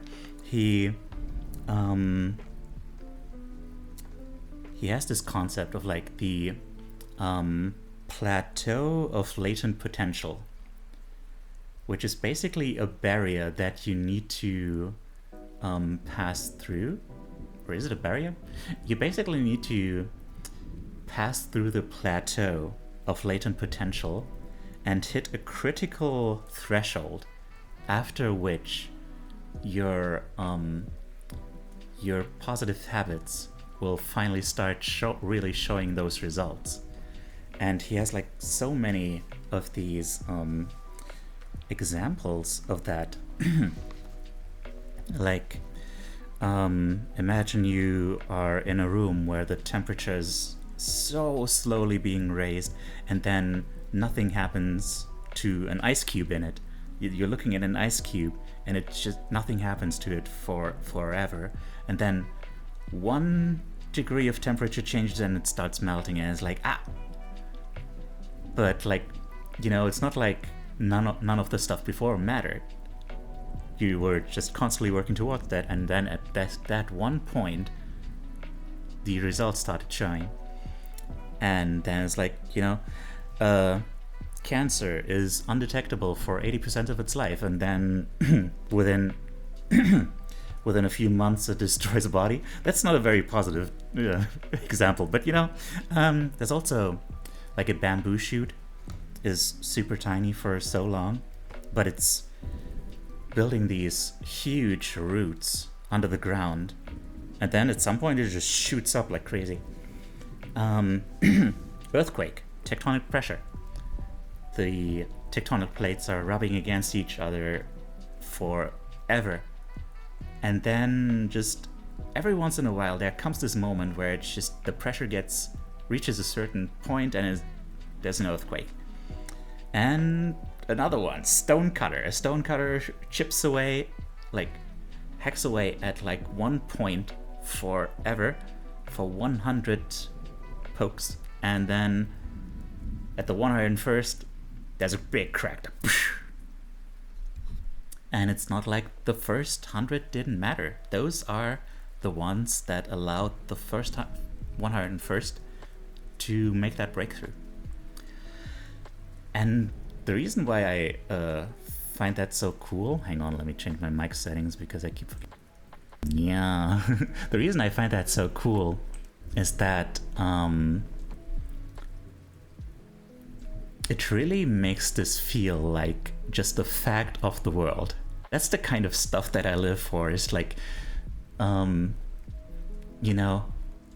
example, you zoned out, or are we making analogies to? The fact that when you make progress, you're gonna feel for a long time like nothing is improving. You keep working towards improvement and you just don't see any of it. But the thing is that you're gonna reach that, you're gonna be in the valley of disappointment, you're gonna be in the Valley of Disappointment, which is built on top of, which is the composed of the plateau of latent potential. But then once you pass through that, you're gonna eventually reach a threshold where like it's gonna seem like an overnight success, that suddenly everything clicks into place. Like, not everything clicks into place, but like it's gonna become visible that you have been improving.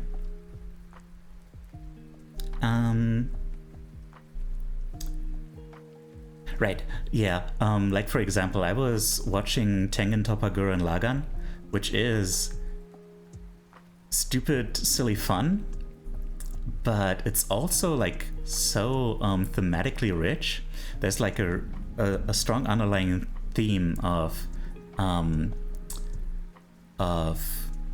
evolution, and it really shaped the way I think about like I think about everything as like in terms of evolution now, like the way, you know, the way you develop as a person, that's also a form of evolution, and you know, stuff like that. And you know, if I ever had like something like a spiritual side, then it's the sense that everything has like this will to live. Every living thing has this will towards life, to be alive, and that is like evolution and stuff. And you know, I always want to find like something that is this really underlying truth of the world and find a way to use that in practical terms. And that's what this is feeling like now, you know? I like that he has so many ways to portray this one principle, because it's like, yeah, this is everywhere. You're gonna find it everywhere in your life because it is a truth of the world. Something like that, you know? A single brush stroke on a canvas is nothing impressive, but Starry Night would have never been painted had that first brush stroke not been made. I mean, I'm not sure if that's a good example of that exact thing, because like the thing is, right, this whole idea of that threshold, that critical threshold, is that your progress will not be linear. You will not see it being linear. You like, the thing about that canvas analogy is that you can still see each brush stroke happening and working towards the thing, like towards the end result, one step at a time. But this is more like if someone was basically doing a sketch like forever, and then it's just kind of a mess, and then there's like this one thing they do to make like the lines stand out in a way that it's like, oh yeah, this is like a complete picture now, and now I see where this is going to be going, you know? There's a site I can chat, by the way. And then yeah,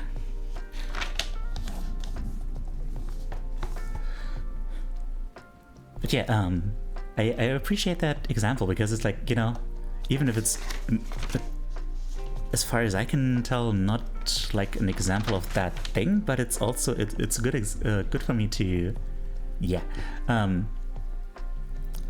Pomodoro 30-25 is one of the better Pomodoro ratios. Bill, thank you.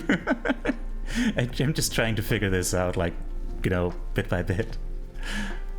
You know, I was at 30-15 earlier, but then it turned out I needed a lot more than 15 minutes to talk to everyone and explain everything in that time. It seems like maybe I do actually need like 30-30. Also, I have an alphabet. On the one hand, there's a reason trust the process is such a common piece of advice, but on the other hand, for most people I can see how the canvas analogy isn't helpful. It's just a different thing, you know? It's just a different idea. Okay, now the next bit is, like I mentioned, systems, not goals. God, I didn't take a lot of notes on this, which might have been a mistake for our purposes, because like it seemed like once I got it, it was just, oh yeah, obviously. But yeah, the thing is, hang on, let me go through this with the book again to explain to you guys. The thing is, you tend to be told that you need to set goals, realistic goals and stuff. Like that's all fine and dandy. But yeah, here are some examples. If you're a coach, your goal might be to win a championship. But you know, everyone involved in that competition is gonna want to win the championship. But how do you get there? That's your system. Your system is the way you recruit players, manage your assistant coaches, and conduct practice and stuff like that. If you're an entrepreneur, your goal might be to build $1 million business, and your system is how you test product ideas, hire employees, and run marketing campaigns, etc. And if you completely ignore the goal, you could still succeed at getting towards what would have been the goal that you don't have now. But you know, systems, not goals. Goals is really close, if not different aspect of the same thing, or smart goals. I guess, but it also depends very much on how you convey these things, right? Like if you think of it in terms of smart goals, you're still gonna be like, oh yeah, I need to reach these goals, you know? And yeah, this is gonna lead to him being like, okay, how do we establish like a system rather than like working with goals first? Yeah, I think that's gonna be it, like, because getting into the problems with a goal-oriented approach. Basically, I think what it boils down to is that goals are helpful to set like a general direction and to check your progress. Yeah, exactly. Like you, as lighthouses. Problem number one is winners and losers have the same goal. Like I said before, like everyone in the competition wants to win the competition. But, you know, if you set goals, there's a like I said, goal setting suffers from a serious case of survivorship bias. Like we focus on people who end up winning, and we're like, oh yeah, they had the goal and stuff. But, you know, there's so many more people who didn't make it who also had the same goal. So like obviously it's not the goal. The goal was obviously not what differentiated them. There's also the thing that achieving a goal is only a momentary change. So like if your goal is to tidy up your room, then your room is going to be tidy for like 1 millisecond, and then you start doing something else and it's like immediately going to be less tidy. You know, you're addressing a symptom but not the underlying cause of why your room keeps being a fucking mess, you know? Also a very cool quote, like, fix the inputs and the outputs will fix themselves. Hang on, we're gonna need to pause this. Oh my.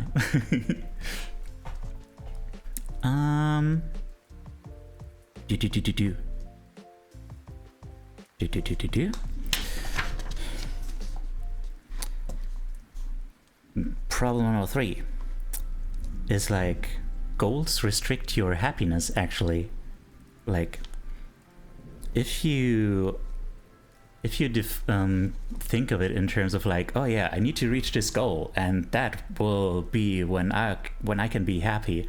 That's basically saying, for one thing, that you can only be happy when you have that goal. So it's like reserved for your future self, which is a huge problem of why I'm doing this whole thing. What is the systems-based approach? How does this work? We'll get to that soon, I guess. Basically, it means, what I can already tell you is that it means we're gonna have to work out a way for our life to work in a way that, you know, that works. Yeah, obviously I can't explain it well yet because we haven't gotten to that part, and if I knew how that works, I would have already done it, you know?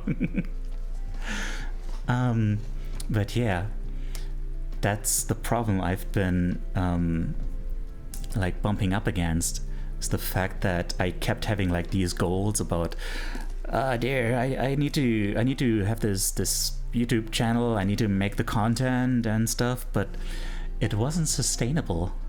Because like I said at the start of the stream, I don't have enough things that actually make me happy in my life. I would just be like constantly stressed out. And then, once I have uploaded my first video essay, then, it's up there and it's like, okay, where's the next one? So it's not even like that first goal really changes anything. It just means I'm gonna be stuck on the same treadmill that doesn't work, clearly, because I have been in the same position for years now. So clearly my basic approach to the whole thing was flawed. I need to find a way that works for me, like that is a happy life for me, and also makes me be productive in a way that, that also works for me, Yeah.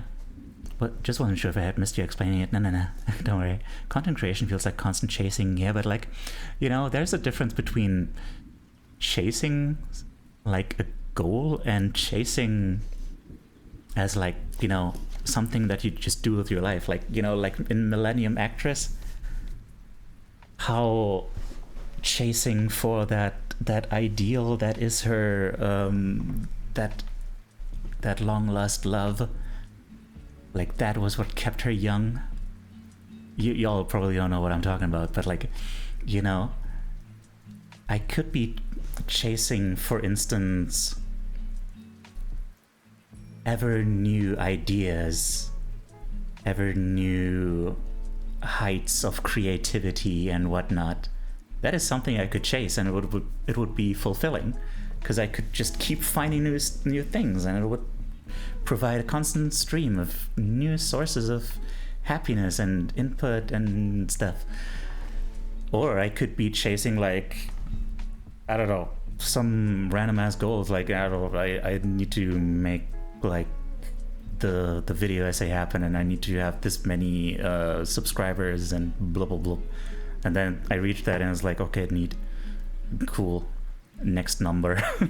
That is nothing. That is like we were saying, like a way marker, a thing that says like, okay, you're doing something cool. You can show that to like that's Mr. Beast chasing, yeah. Yeah, that's something you can show to people and they'll be like, oh yeah, you'll be a good investment. But it's not something that will make you happy. Those investors also aren't gonna make you happy. They're just gonna, I mean, obviously if they give you money that you need to survive, then obviously, the money provides a sort of basic happiness just through security and stuff, but that's not what we're talking about.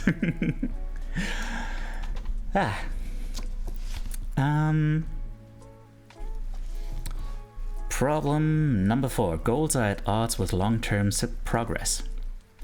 Basically, money equals happiness. That is not what I said. Money is nice, would like more of it, would chase only it, nah. Yeah, no, there's no happiness to be found there, because a lot of people have this. I have a whole clip about that. Like, a lot of people think that success is in having a lot of money, and those people to whom that is what happiness and success is, they will never be happy, because there's always more money to be had, and there's always going to be people who have more money. And if you're the person who has the most money, then it's like, they can still have more. It still doesn't own the world or anything, You're just stuck in that chase forever. That can go on forever, because numbers go on forever, as it turns out. That loop of feedback from gold sounds similar to an addiction. I don't know if I'm stepping over the line with this. Loop of feedback from gold sounds similar to an addiction. Yeah, I mean, that definitely can be. Like, Bezos doesn't look depressed, though. I mean, first of all, you don't know what's going on under the hood, you know? Yeah, especially if you're one of those like really successful people, you will also become very good at putting up a facade, you know? You need to project confidence and success, you know? But yeah, going to outer space and literally burning money that way feels like a symptom. Quite possibly, yes. Yeah, no, I agree, Otis. Like, that can definitely take on, like, you know, an addiction is basically just a way of coping with stuff that is not helpful and actually harms you more than it helps you. A coping mechanism, a dysfunctional coping mechanism. And yeah, that, like, chasing money, chasing success, workaholism, all that kind of stuff, that can all be a form of addiction. Absolutely. Yeah, so goals are at odds with long-term progress. Basically, the only thing I noted down for that is a yo-yo effect. Like, some people will like train for a particular race or something, and then they win the race and they're like, hell yeah, nice, reached my goal. And then, you know, they just completely drop off and just plummet all the way back into bad habits. I was like, well, shit, you know, that didn't seem like it worked out in the end. That's not a happily ever after. Reinventing a public transport system only to go in aborted circles also is a symptom. There's a lot of things are symptoms. But yeah, that is how far I got in this round. But yeah, seems like we got a lot of talking out of it after all. So yeah, let's keep going then. I'll see you guys in half an hour, or, you know, I guess I'll see you in the meantime too, but, you know, let's talk again in half an hour, basically. Boop. Ka-choom. Ka-choom. Ka-choom.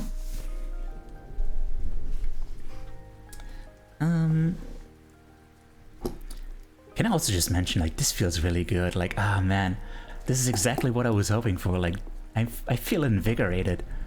I feel like, yeah, oh, stuff is happening. I'm doing things. There's a car call in chat. The hell? I barely even know what that is.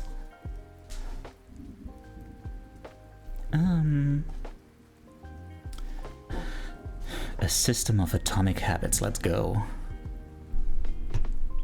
Oops, sorry about that.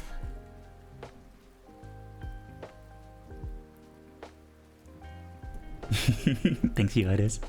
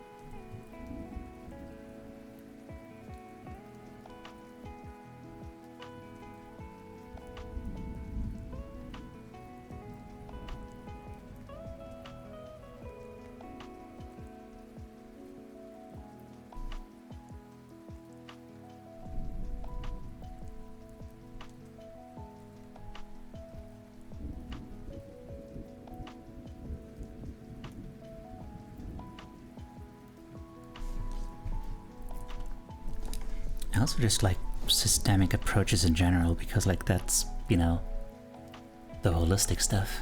And that's just how the world works, right? It's all systems.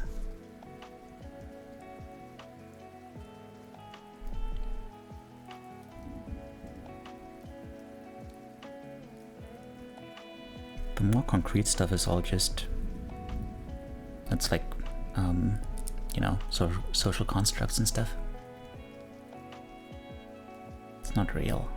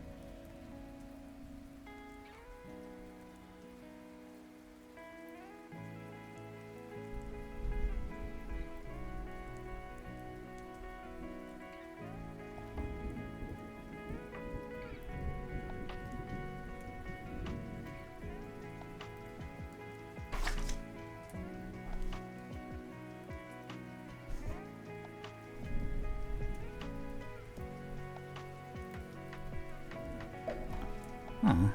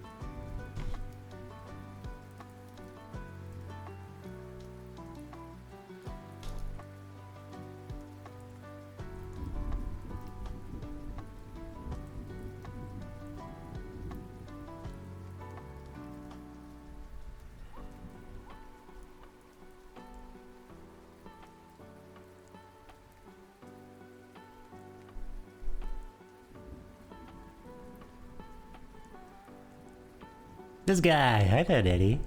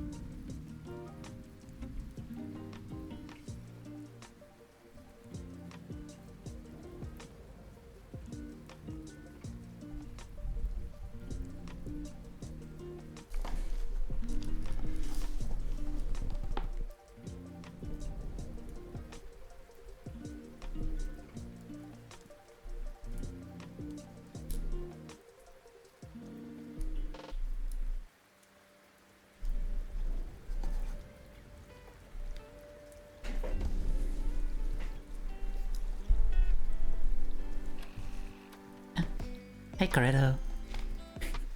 Good luck with those stickers.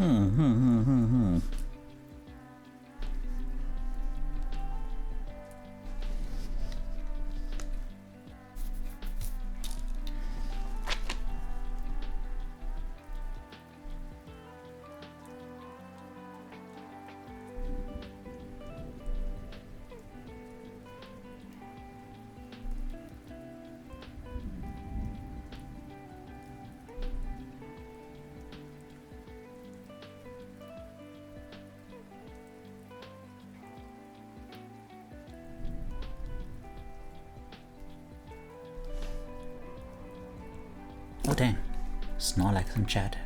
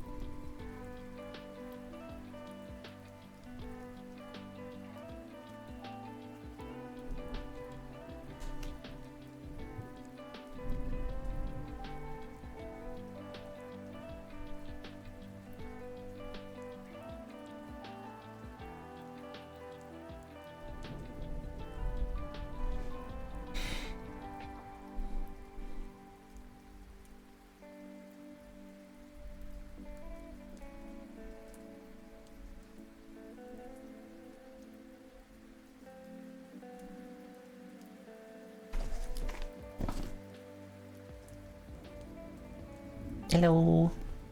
Hello, hot dog poisoning. How are you doing?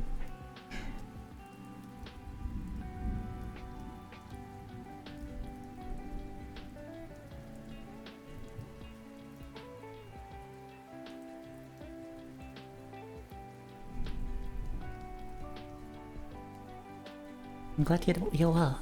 I'm doing pretty good. I'm learning to have fun with learning.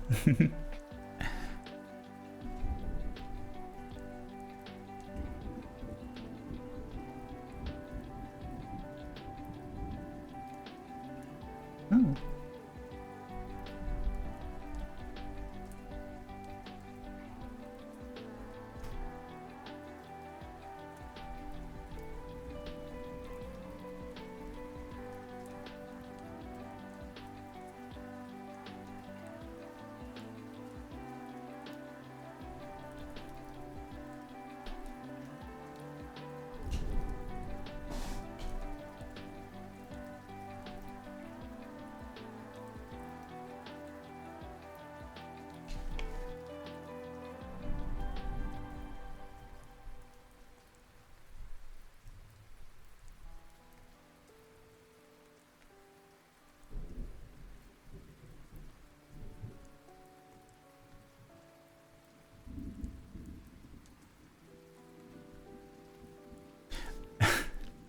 I am studying the book Atomic Habits.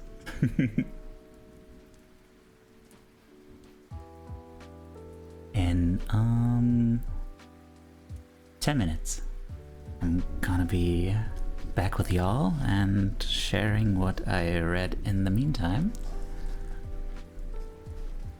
Although I already need another pee break actually.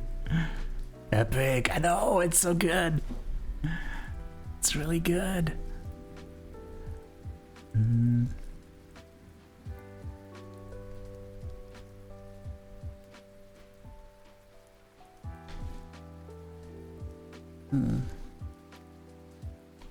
Got a Kindle and hopes to read more. We'll get back to that. I got something to say about that. That is exactly what we're that's related exactly to what I'm reading right now.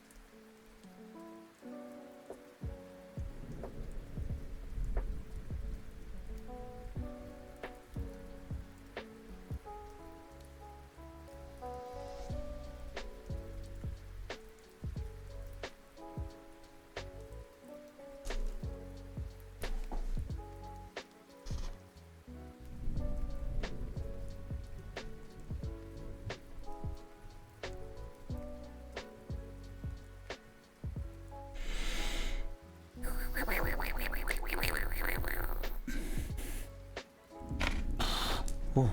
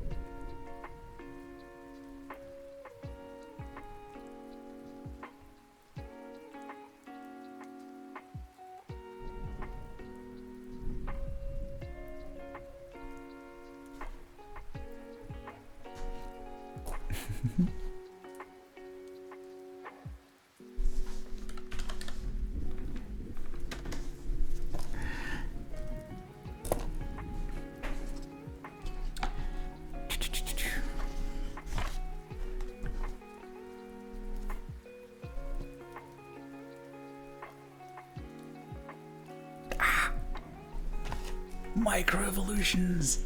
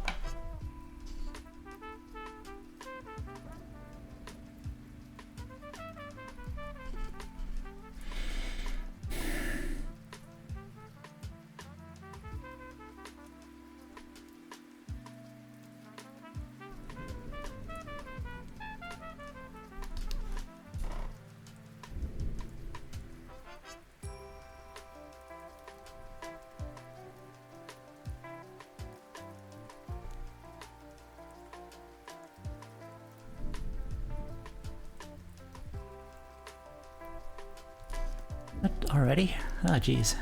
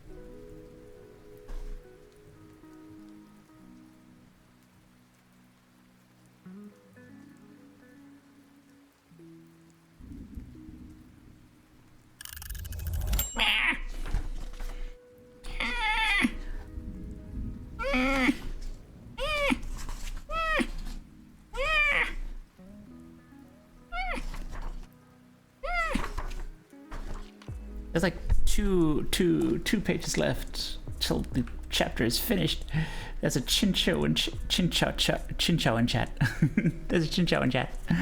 Ah, blah, blah, blah, blah, blah. Can I just finish reading the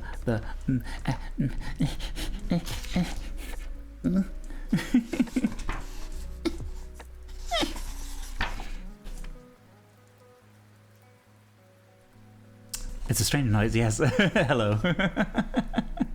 No? Okay, fine. Right, hot dog poisoning.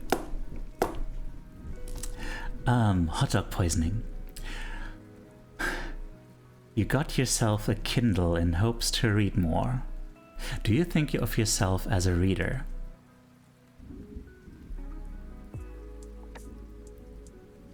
Do you think of yourself as a reader of books? Is my question to you. You did try?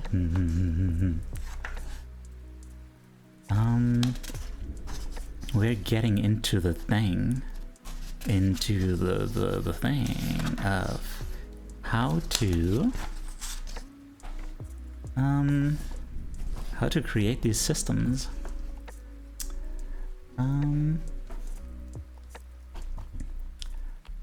Okay, I have to confess something. I need to take a pee break. Not really read anything unless for studying. Interesting.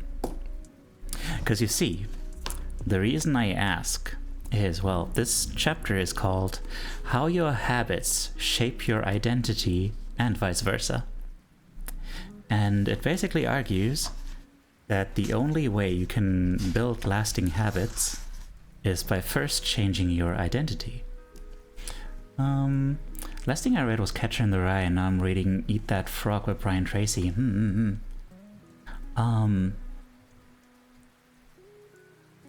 Eat That Frog by Brian Tracy? What is that?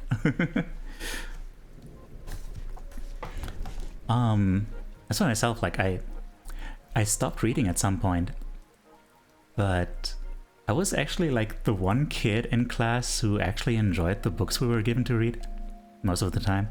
There was also that book I actually destroyed in a blind rage when it finished. A self-help personal management kind of book. Oh, Eat That Frog.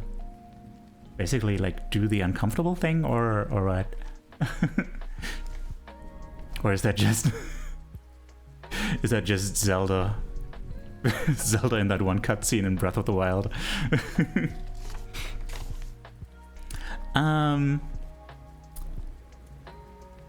Do worst thing first in the morning. Oh, okay. I gotcha. If you have two frogs, eat the ugly one first. Fair enough. Yeah, that is definitely a principle I could probably do with. But yeah, I think we need like something stronger for me. 'Cause yeah, And this is looking like a real candidate here. So, where was I?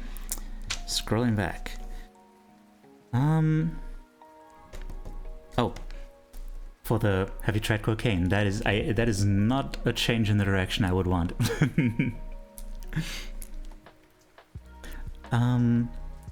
For the previous chapter, there was still one cool quote. You do not rise to the level of your goals. You fall to the level of your systems. That is... Wait. Where was that? Yeah. If you're having trouble changing your habits, the problem isn't you, the problem is your system. Yeah, so if you fail... That's, well, yeah, that's because your systems are flawed. And yeah, you do not rise to the level of your goals, you fall to the level of your systems. Also, yeah, I guess that means even if something happens that makes you just unable to reach your goals, like, even if you fail, what you fall to is your systems that you've built up.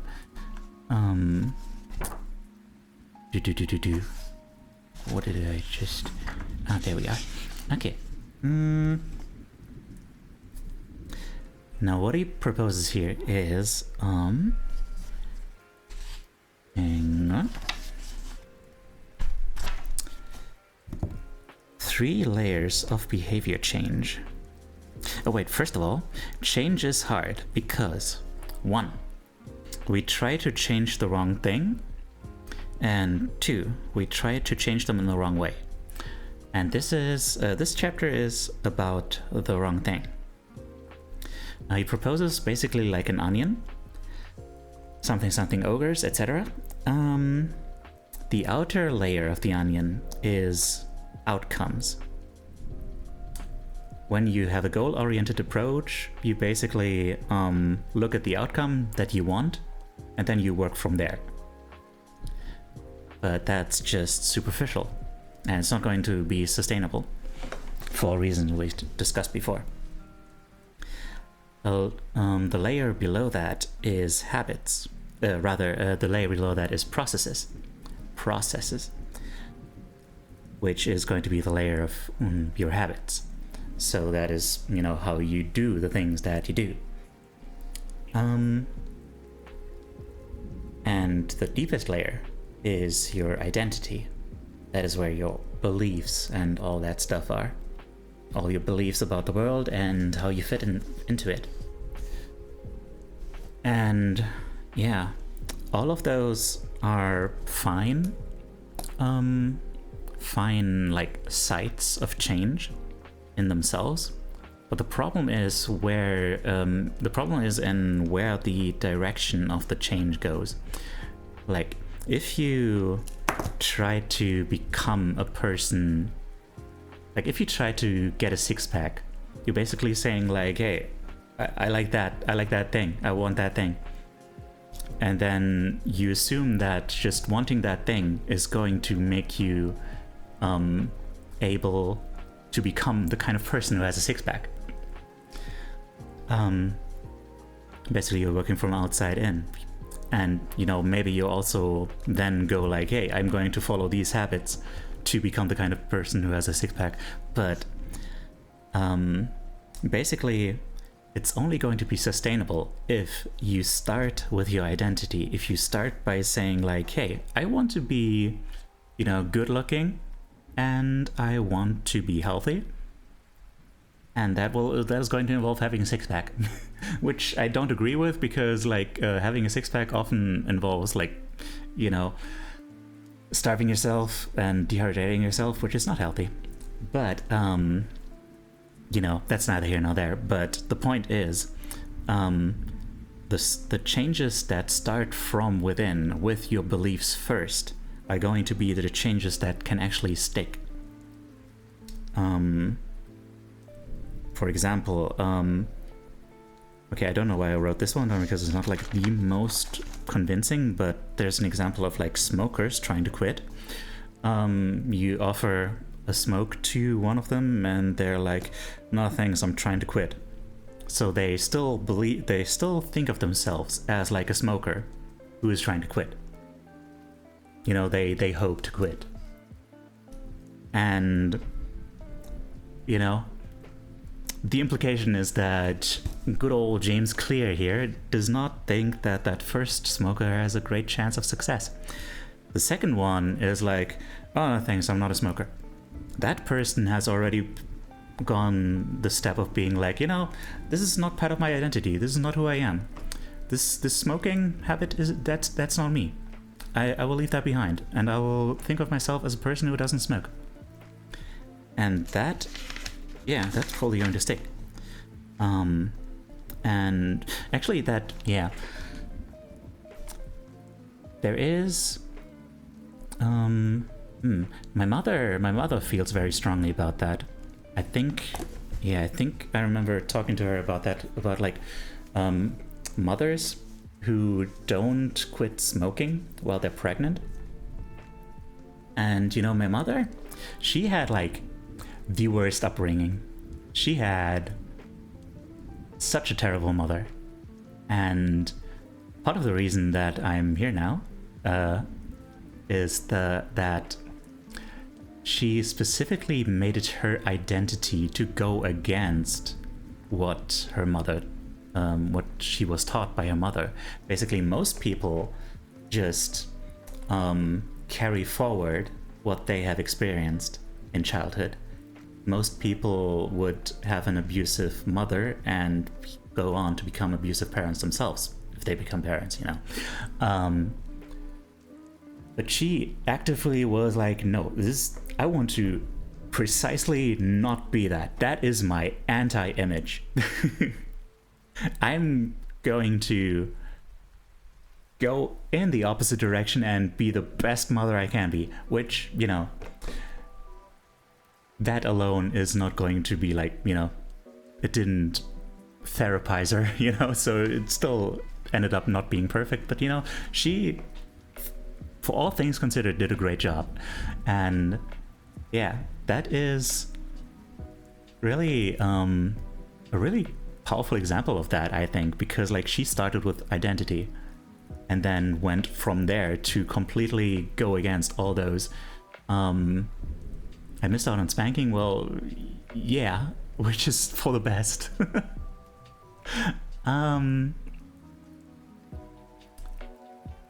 Yeah. Because like, man, like going entirely against what you learned in your upbringing, like that's not easy. Like that is how you grow up learning how the world works. To be like, no, I'm going to be doing exactly not that. That is powerful. Like that is not easy. What is the next thing? Yeah, belief that a behavior that is incongruent with the self will not last. Well, he goes in a little bit into stuff that reminded me uncomfortably much of stuff like, you know, The Secret of like manifesting stuff. Going about like, you know, if you're a person who is like in a consumer mindset, you're going to lean towards spending more money than earning it or something. And it's like, you know, it's probably not wrong, but it just gives me a knee-jerk reaction of like, yeah, don't make this into one of those like become a millionaire things, you know. Just have that Sigma grind set. No. But he, you know, he didn't go too far in that direction. It's fine, he's fine. I'm not gonna take it personally. That was a really cool story from a guy who had a nervous... You come to co-work! Hi there, Alpha! Welcome in. I think there isn't enough text on the screen. You should add more. Okay.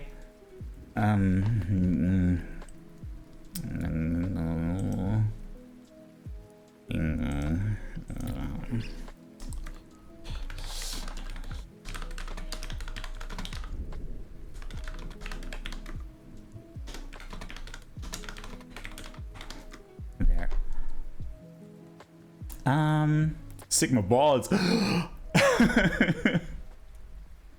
Amazing. I'm glad you enjoy it. Anyway, let's put that away. Just hit alarm ipsum in one of the corners. I will not. I that is actually, you know, beneath that wry comment, there was actually some fair criticism. I do prefer my screens less cluttered than this, but you know, I don't know. I somehow need to make clear what is going on here. I don't know how to do that better. I'll need to figure out some way. Some parts are still readable. I'm sorry. I'm terribly sorry. Going to clean, organize my bureau on the last spot in my bedroom. You all enjoy your time here. Good luck. I believe in you.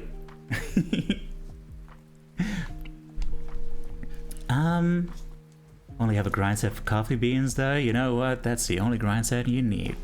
Cause you are perfect just the way you are.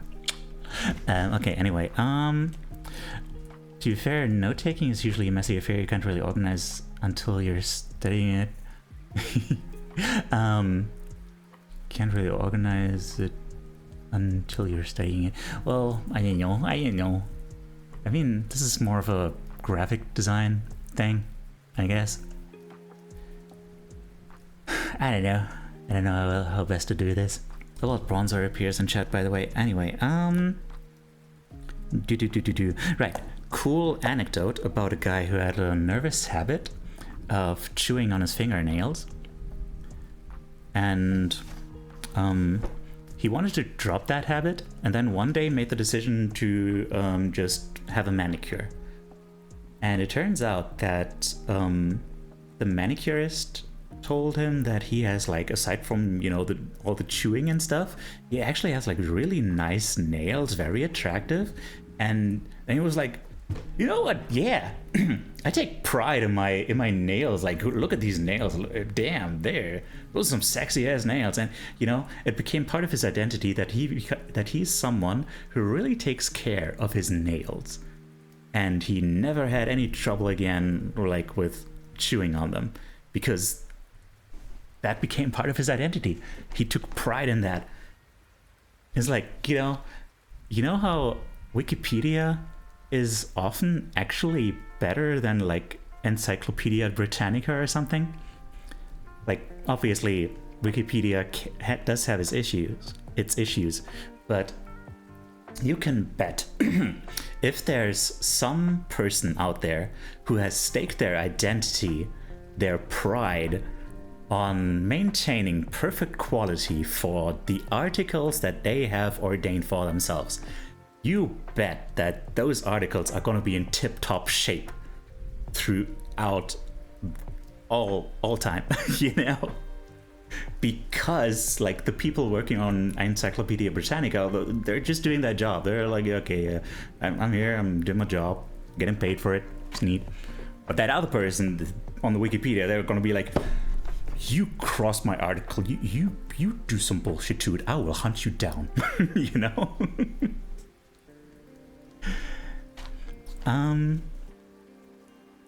So yeah.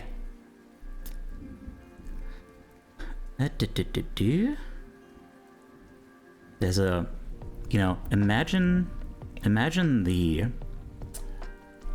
difference between saying, like, I'm the kind of person who wants to have this thing, and yeah, being able to say, like, I'm the person who is this.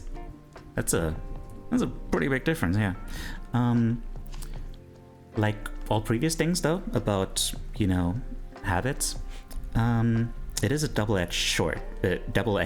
Yes, it's a double-edged short sword. Like, if you keep telling yourself that, like, I don't know, I'm bad at directions, I'm not a morning person, I'm not good at this thing, that, and that, yeah, exactly. I think it depends on, you know, like I said, if they have, like, if that article has, like, that one person who made it their life work to keep up that, maintaining that article.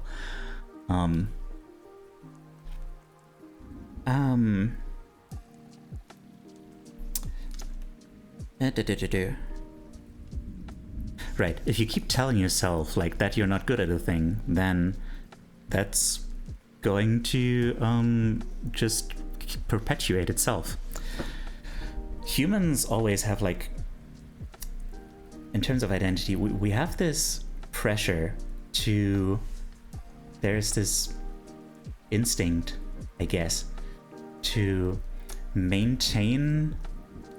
There's a word for it that I can't remember. If Dia is not Dia, if Van is listening, please throw the term in there to let us know. Something about like equilibrium or something. Basically, we want to maintain a consistent sense of self, and we will avoid stuff that challenges that. Homeostasis? That's a good guess, yeah. You're right. Oh my god. Hi there, Spasmo. Hello, how you doing? Hang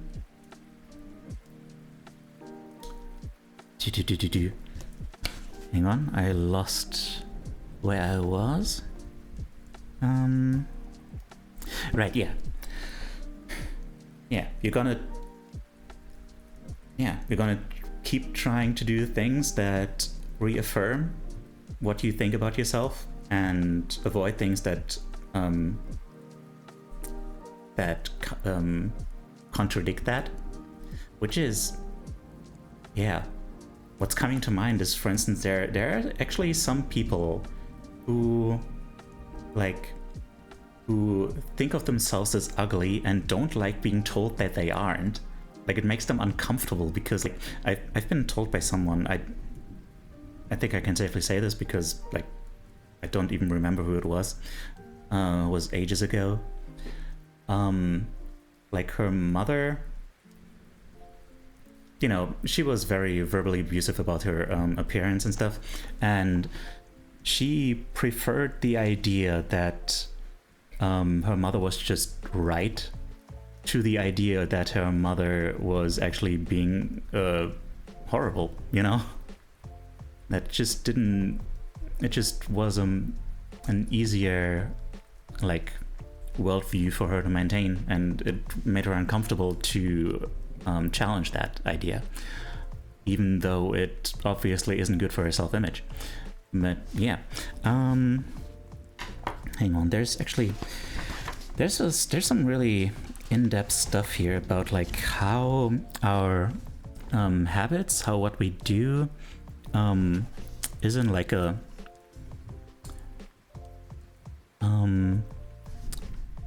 in a dynamic with what we think of ourselves. I don't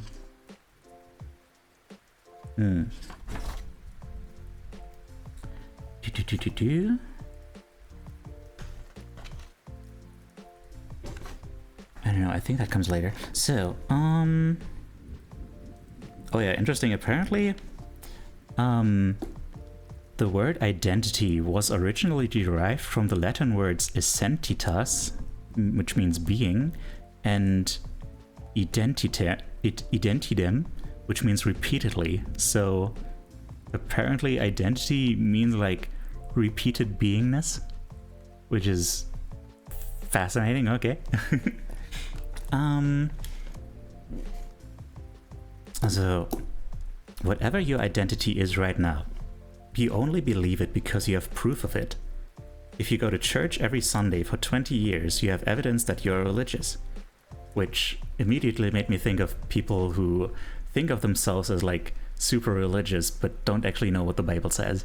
Because, you know, they have proof that they are, because they went to church every Sunday forever, for their whole lives. But, you know, they're... you know, repeated beingness or continued existence. I guess, I don't know.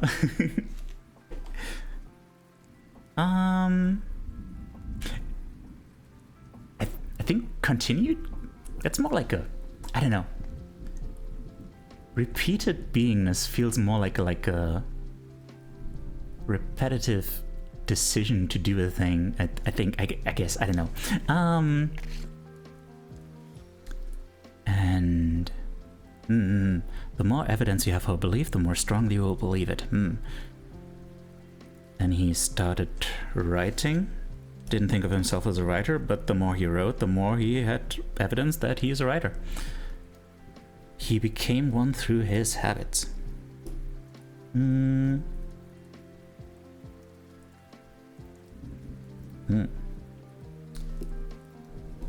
Your habits are not the only actions that influence your identity, but by virtue of their frequency, they are usually the most important ones. Right. Repeated Venus, yes. Indeed.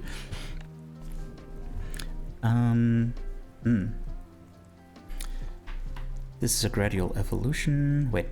In this way, the process of building habits is actually the process of becoming yourself.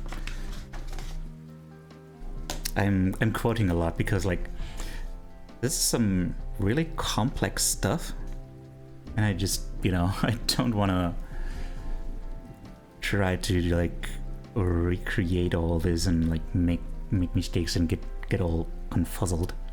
I also like, we are continually undergoing micro evolutions of the self. Hell yeah, that's what I'm talking about, evolution. So this is interesting. Each habit is like a suggestion. Like, hey, maybe this is who I am. If you finish a book, then perhaps you're the type of person who likes reading, etc. Every action you take is a vote for the type of person you wish to become. No single instance will transform your beliefs, but as the votes build up, so does the evidence of your new identity. Oh, this is one reason why meaningful change does not require radical change. Small habits can make a meaningful difference by providing evidence of a new identity. And if a change is meaningful, it actually is big. That's the paradox of making small improvements. Quoting a whole paragraph there, but yeah. That is... So you try out stuff. And the more you do the thing successfully, the more your identity, the more you have evidence to believe that you're the kind of person who does that kind of thing.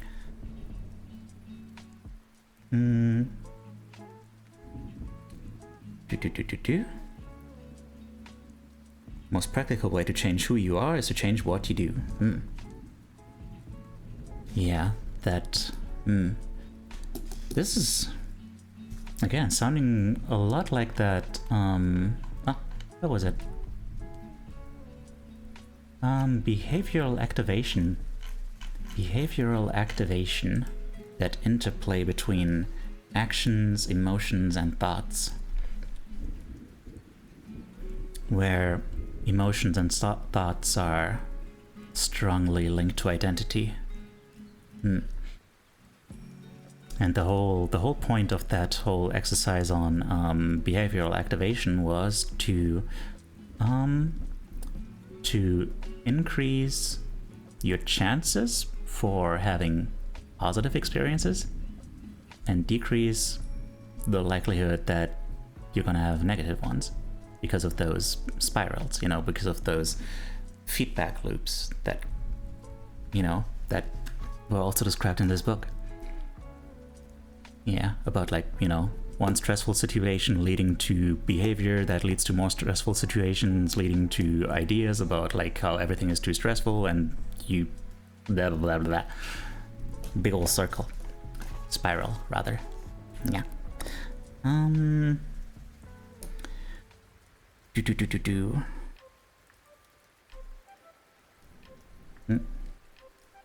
You all that spiral? Yeah, we all are.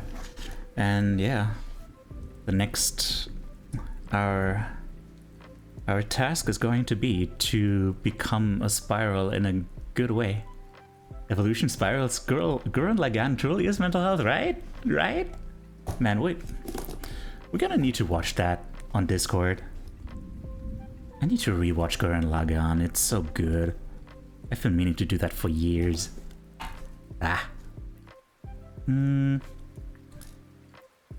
Where did I stop reading? Oh yeah, we're almost up to that point again. Each habit not only gets results, but also teaches you something far more important, to trust yourself. You start to believe you can actually accomplish these things. When the votes mount up and the evidence begins to change, the story you tell yourself begins to change as well. The story you tell yourself, oh my god. The story you tell yourself, he even calls it that. I'm so glad I'm reading this book. I'm stroking it right now, just giving it a nice little caress of love. It has a very nice embossed title. Don't become a spiral in a bad way. Read contorting your tongue or even your whole body into spiral shape. Yes. But also don't become an anti-spiral. That doesn't help anyone.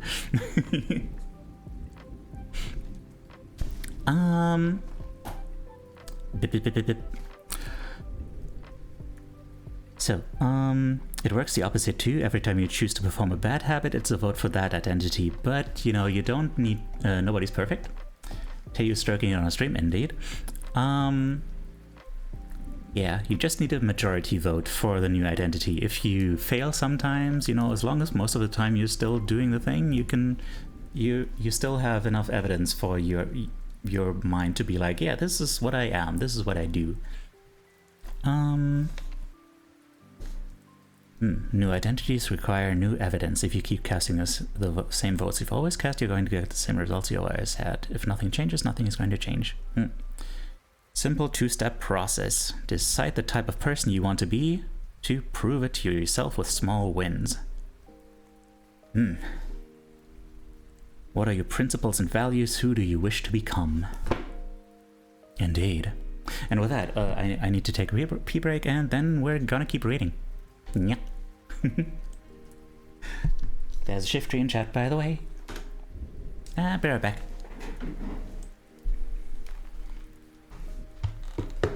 Hope you can catch me soon too. 1, 2, 3.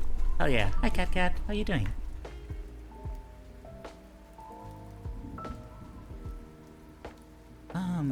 The hotel.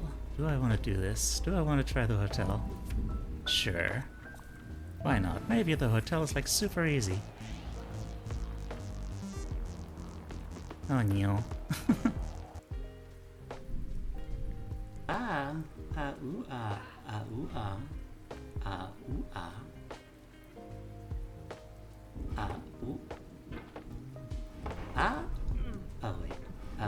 Oh wait, no. This doesn't work. Ah, wait. What? Oh, that was something.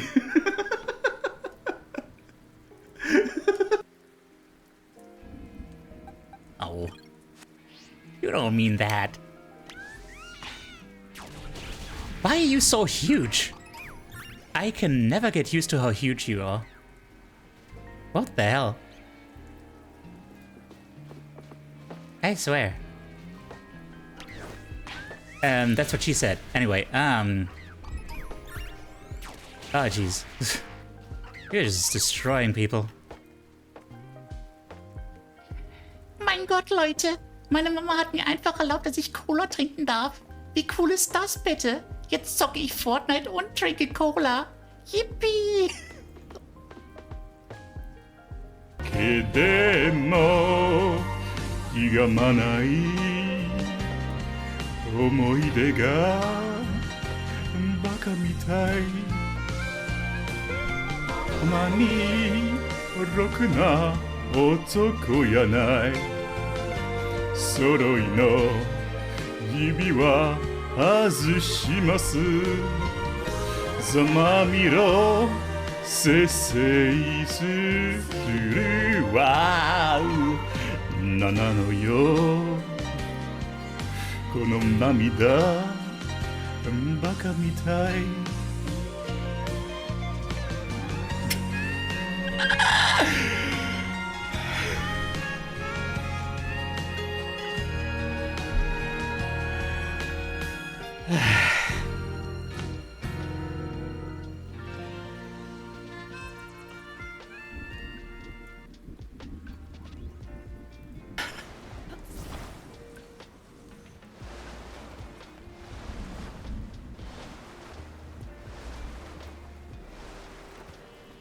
kind of works.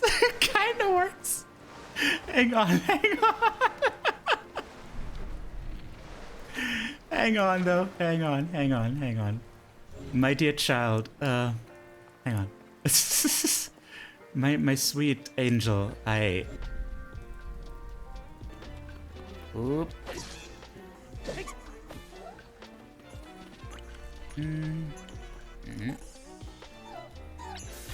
Yeah.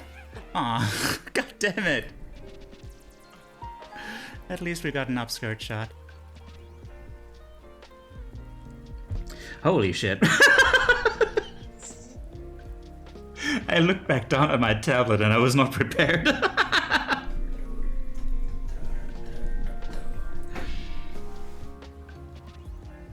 Okay, so, this is Charlie.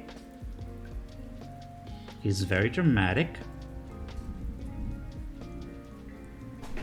But that's just how he expresses himself.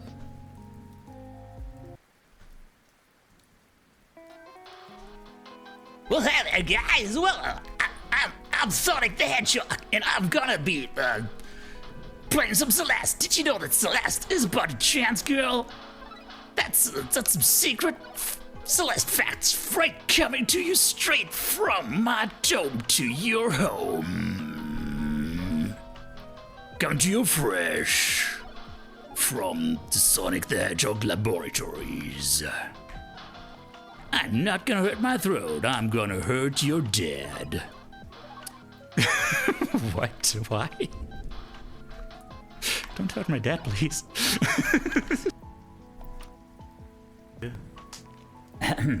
I'll just give my... Hello. I'm back. What is that voice transition? I don't know. Hi there, Nino.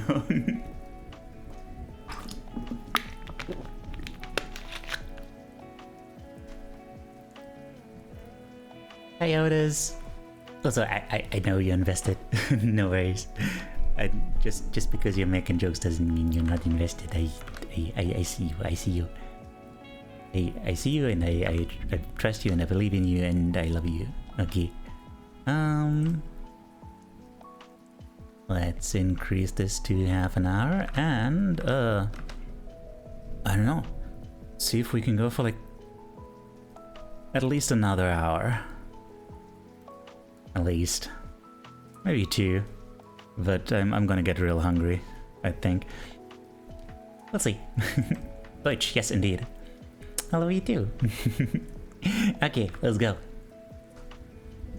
Plop.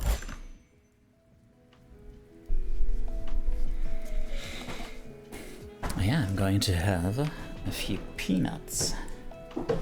That is peanuts. I am pronouncing it very clearly because I know you guys.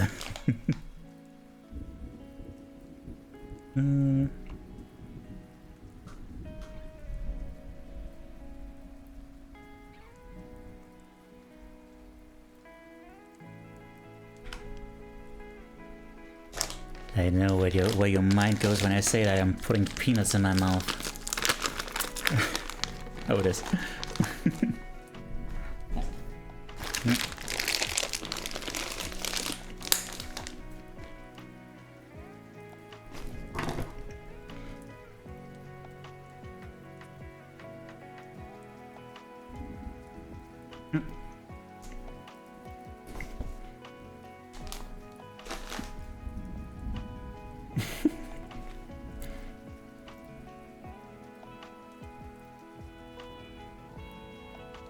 Everyone, recognize Ilfa's achievement.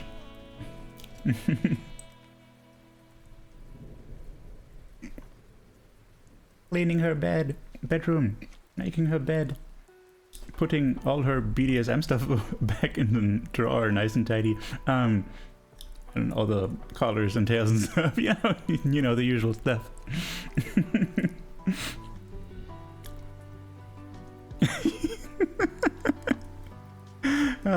I love your openness. Hell yeah. No, but seriously, I'm proud of you.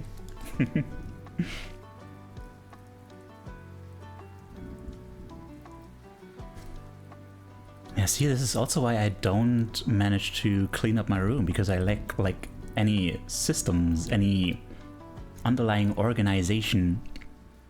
Like, cleaning up is easy. Like, tidying up, organizing things, that is hard. Glad the new glittery rainbow paddle Legion cups fit into the trunk. Oh dear me.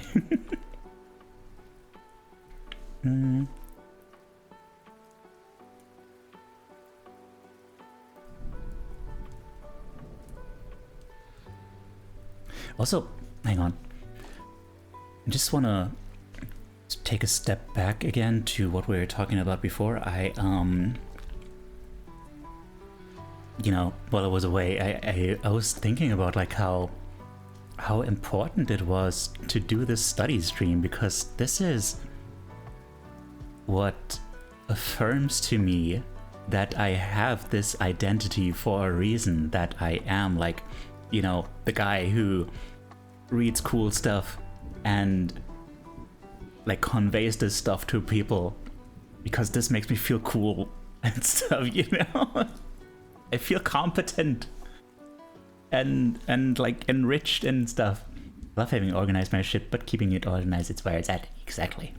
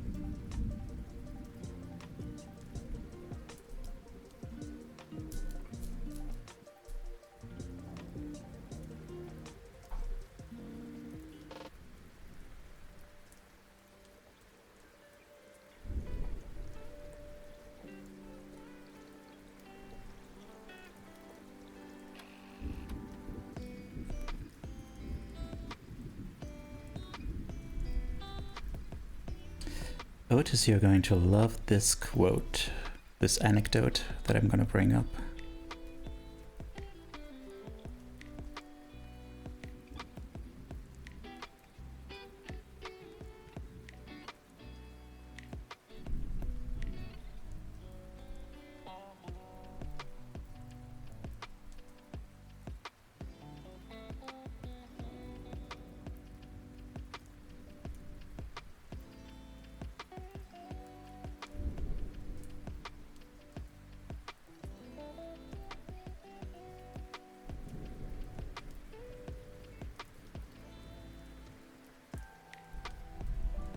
I'm excited. Oh god, I hope I'm not overselling it.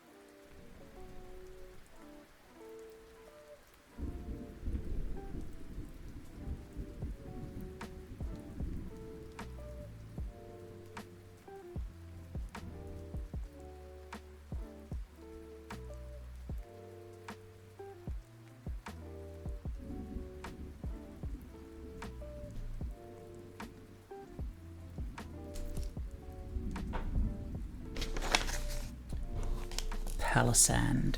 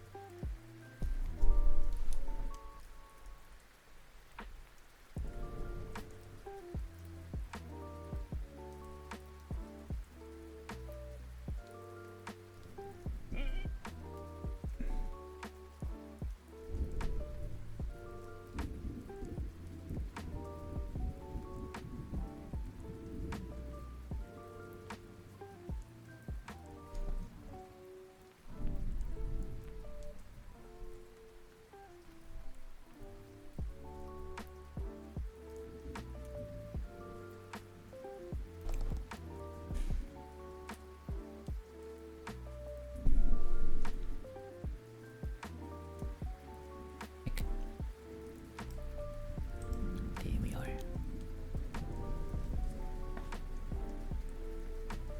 This is actually better. I switched back to like the ASMR-ish settings. So you should have like a better sound experience of like me flipping pages and stuff like that, you know?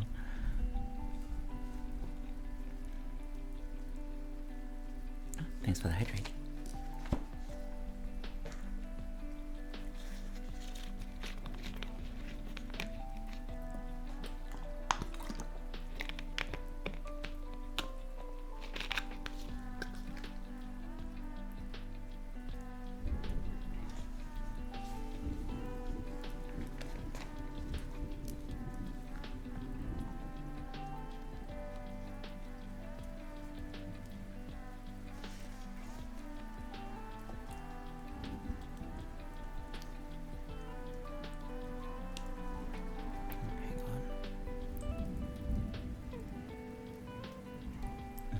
You don't necessarily need the ASMR experience for me clearing my throat.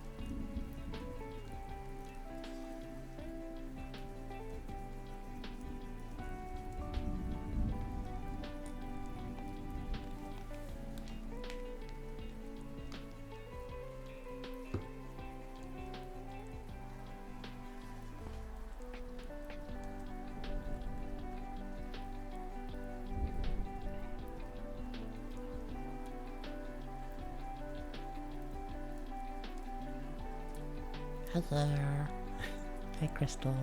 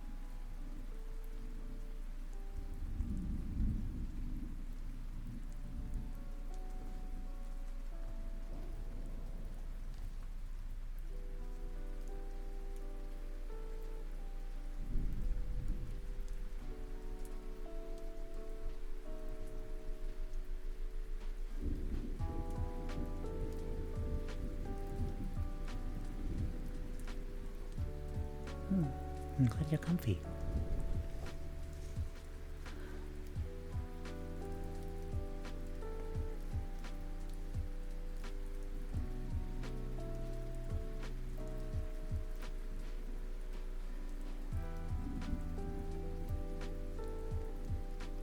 Oh geez, I'm getting sleepy too.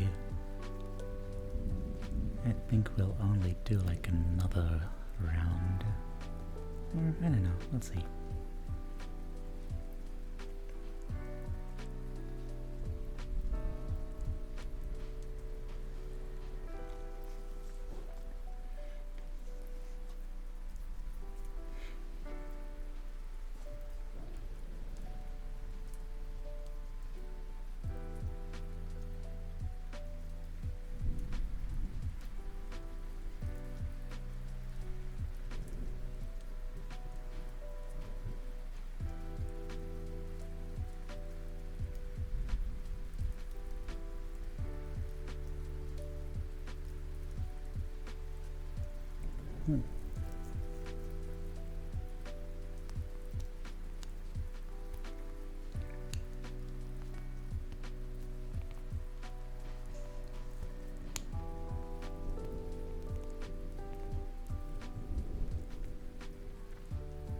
Almost 60k points, holy crap.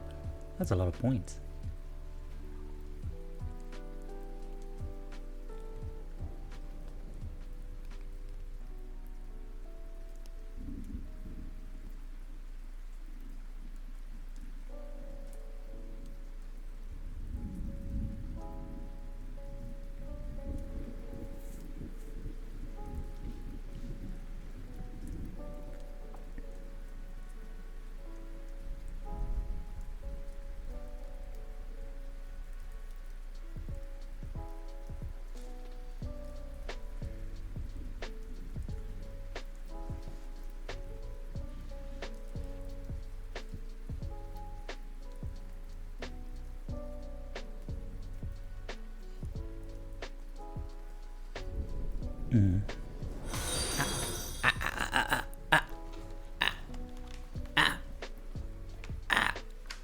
Hello.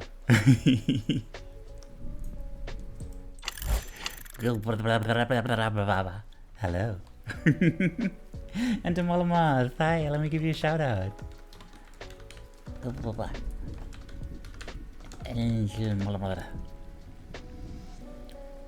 Behold, a scientist.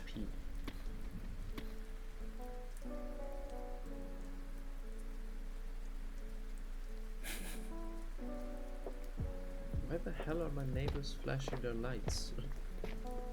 What did the light switch do to them? Yeah, that HP bar went down quickly in this moment I didn't look.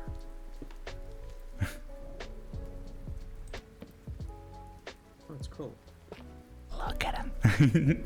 Hi. Hey there everyone, this is Teiyu, your emotional support animal. I'm striving to become a mental health content creator. And yeah, I'm in the process of self-therapizing, basically. You were also doing Spirit City. What were you doing? What were you doing there? What was the content of your stream and how did it go?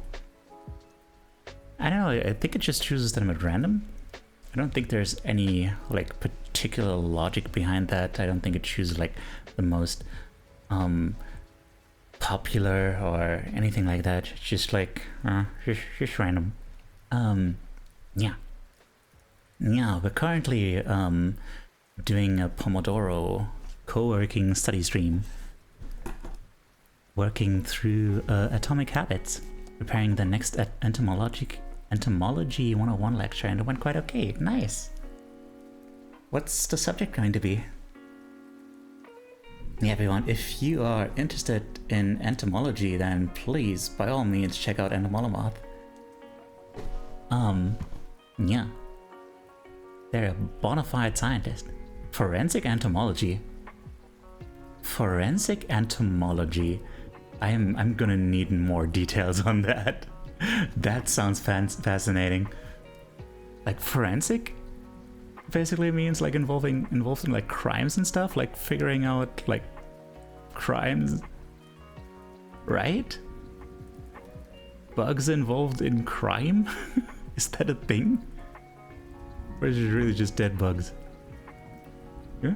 Bugs helping solve crimes, murders, etc. Huh. I mean, I know that like, right, bees apparently have such a good sense of smell that they can detect like cancerous tissue or something. So we're on study or break right now. Well, we're having a small break because we got raided.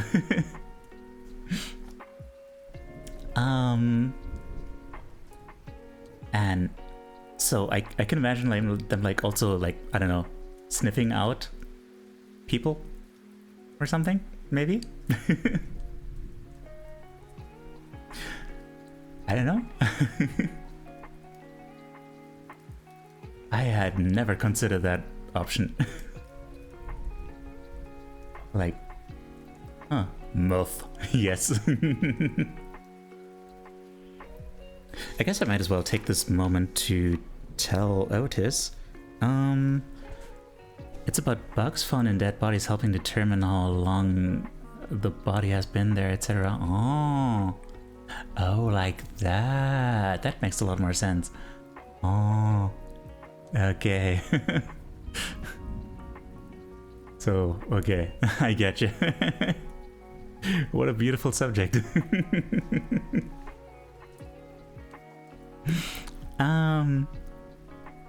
Right. What was the Let me just read it out. I have a friend who lost over 100 pounds by asking herself, what would a healthy person do? All day long she would use this question as a guide. Would a healthy person walk or take a cab? Would a healthy person order a burrito or a salad? She figured if she acted like a healthy person long enough, eventually she would become that person. She was right. Yeah. I hope, man, now that I think about it, I hope that doesn't come across as like condescending, like, oh, you just weren't believing in it enough or something, like, you know. Yeah. Was that the anecdote? Yeah, that was the anecdote. It's fascinating and perfect for spooky month. That is a good point, yeah. Fair point, yeah, fair point. That's cool. Fake it till you make it, yeah. I mean, not fake it, rather, but just rather believe it. You know, Naruto it. Act the way that you think a person would act. Yeah, I guess that counts as fake it till you make it, but like that could be misconstrued as just like do the thing. But you know, the thing, what is at the basis of like what is at the basis of this whole concept is that you need to work on your identity first. You need to first believe that you want to be the person, like a healthy person. You want to be like a healthy person, because of, you know, reasons. Like, instead of thinking like, hey, I want to lose weight, and then just chasing that, because that's not sustainable. You only get sustainable change if you start from the identity, is the is the thesis here. I can see the logic, but also that depends on having realistic expectations of what a healthy person is. That is extremely true. Yeah. We often have wrong ideas of what healthy means. Like, there are some people, you know, that's a common problem like that, where you look at someone like, you know, friggin' like Captain America, and we're like, oh, that's a little strong, healthy dude, perfect specimen. And then it's like, no, that dude is dehydrated. He only looks like that because he's friggin' dehydrated. And then we look at him like, you know, not dehydrated, and we're like, oh, he really let himself go. It's like, no, he's doing fine. He's healthier than he was there. As someone who's been fat all her life, it's taken me a long time to disassemble my unrealistic sense of what a healthy person is. Yeah. Definitely. I get that is, that is a very good point, yeah. I wonder if they'll get into that, but, yeah. Delulu is the Sululu. Well, no, that's not. I mean, it's not Delulu if it's true, right? Like, you know, it's not like, oh man, I had a man. Whoa, brain blast. I used to have aspirations of being like a comic artist. Oh dear, hi Kaifloof. Hi. Let me give you a shout out. But also let me real quick just okay, no, let's put a pin in that. Aspirations of becoming a comic author. Remind me of that. Kai, let me give you a shout out. Let me give you a shout out. Hi. Ooh, you have so many models. Arducot, thank you for the follow. Yeah.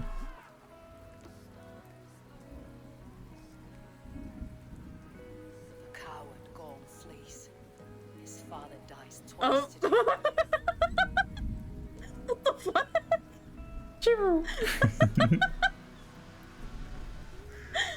Oh. God. That was clip-worthy. That was a really cool model, like that low poly vibe. It's really interesting. Made you feel like a game character from like an old PC game. Ardukoth, thank you for the follow and for coming with the raid. What were you up to? Alien isolation. How was it? Were you alienated? Were you isolated? did you alien? Search a raid and run big EP. Oh yeah, please do the EP. Have a good EP. Thank you so much for the raid. Take care. And yeah, for anyone who doesn't know, this is Teiyu, your emotional support animal. I'm striving to become a mental health content creator. And right now we're studying Atomic Habits by James Clear, which is a cool book about becoming the person you want to be. Yeah. Very different approach to forming habits, but still extremely practical. Actually more practical probably than most books that just tell you like, hey, do this thing to get that thing.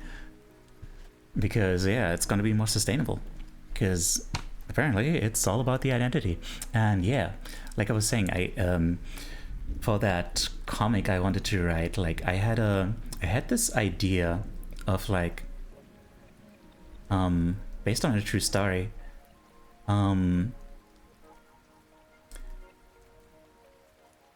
Okay, that's the answer to your question. What? Do we have an explanation for how you turn it from goals oriented to system oriented? Actually, it occurs to me I'm not sure exactly what this book is about. Well, there we go.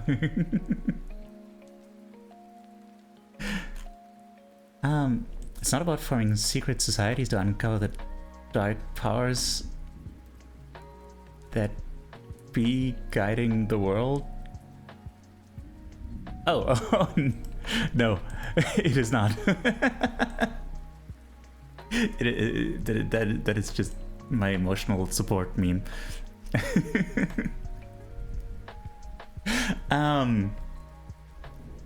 So yeah, I had this idea of actually kind of based on a true story. Like, I guess let's start with a true story. I had a random kid come up to me on like the subway, just be like, "Hey, you're like a fast runner, right?" Like, you know, we were waiting at the station. Yeah.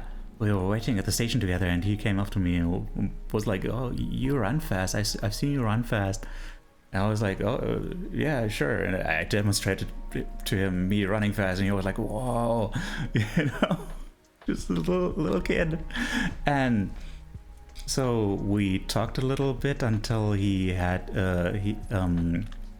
until we got to his stop, and one of the questions he asked me was like, if I do drugs, and you know, I don't.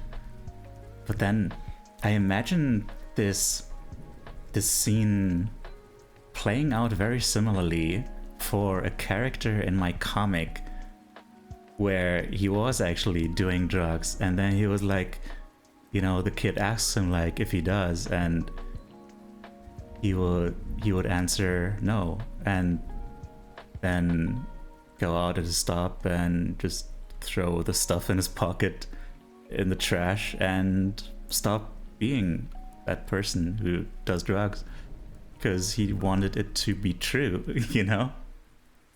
Well, yeah, drugs, I mean, obviously there's different kinds of drugs, but you know, and yeah, that it just occurred to me how similar that is. Like, yeah, it's so touching, right? Oh man, I had some really good ideas.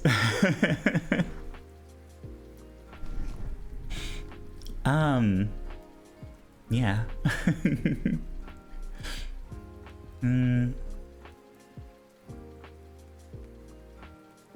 Where was I? Right, and yeah, also it was really cute, like when the kid got out at his stop, like the real life kid, he looked at me through the window and did like a little sprint, looked at me like, huh? Did you see that? I was like, yeah, cool. Nice. Thumbs up. I can't give a thumbs up. I don't have a thumb. Consider you still have those really good ideas. You can use them elsewhere. Yeah, maybe, I don't know, maybe one day I'll be like a cool old dude who actually, I don't know, has the means to make a comic. I don't know. We'll see where life takes me. But also, yeah, I can use them elsewhere. I can also maybe come up with new ideas. The potential is still there, as long as I actually keep being the person who fills my brain with cool input, so I can keep synthesizing new thoughts. Yeah. Now, let me just check real quick if I missed any messages, and then get back to reading.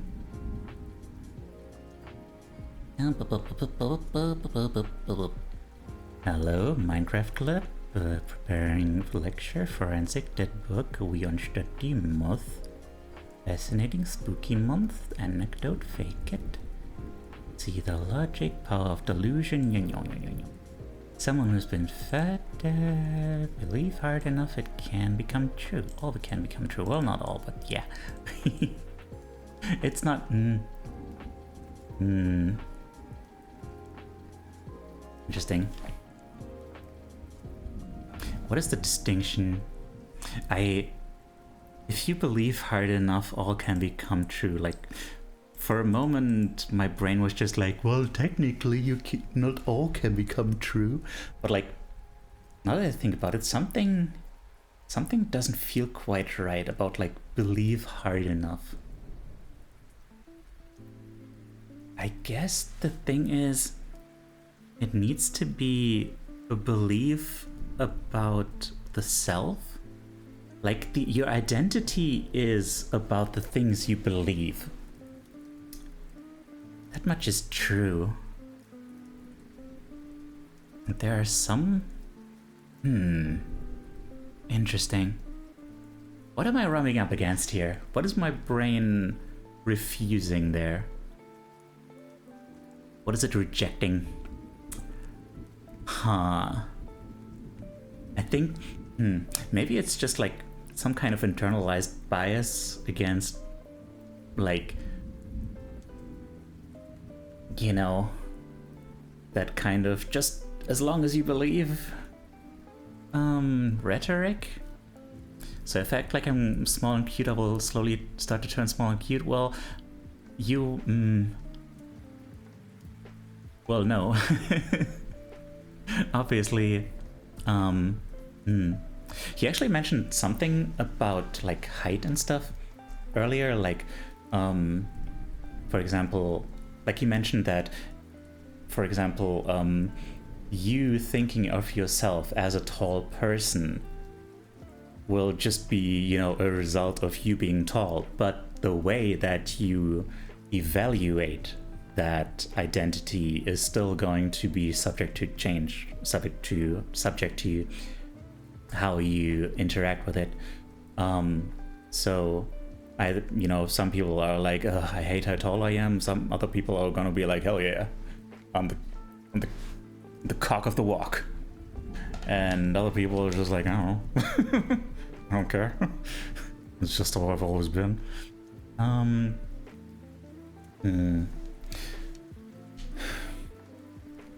don't know. If you believe hard enough, you could, if you believe hard enough. Huh. I don't know. Huh. I'm gonna write that down because like I want to know like what is bothering me about that. Which, by the way, don't take this to mean that like, Crystal, don't take this to mean that I don't appreciate what you said, like, or even that I'm mad at you or anything for saying that. It's just like, you know,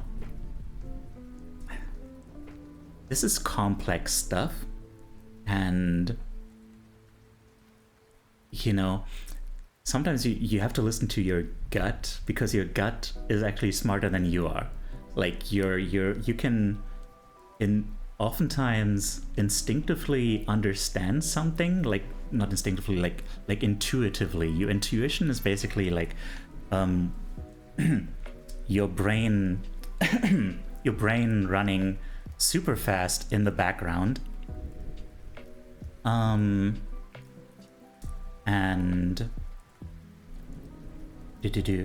running super fast in the background, but it's, you know, it's not quite accessible to you. It's like subconscious, unconscious, etc.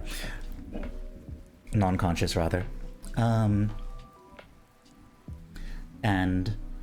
I wonder if there's something like in the background that is being like, wait, that is not quite it. That is misleading looking at it this way.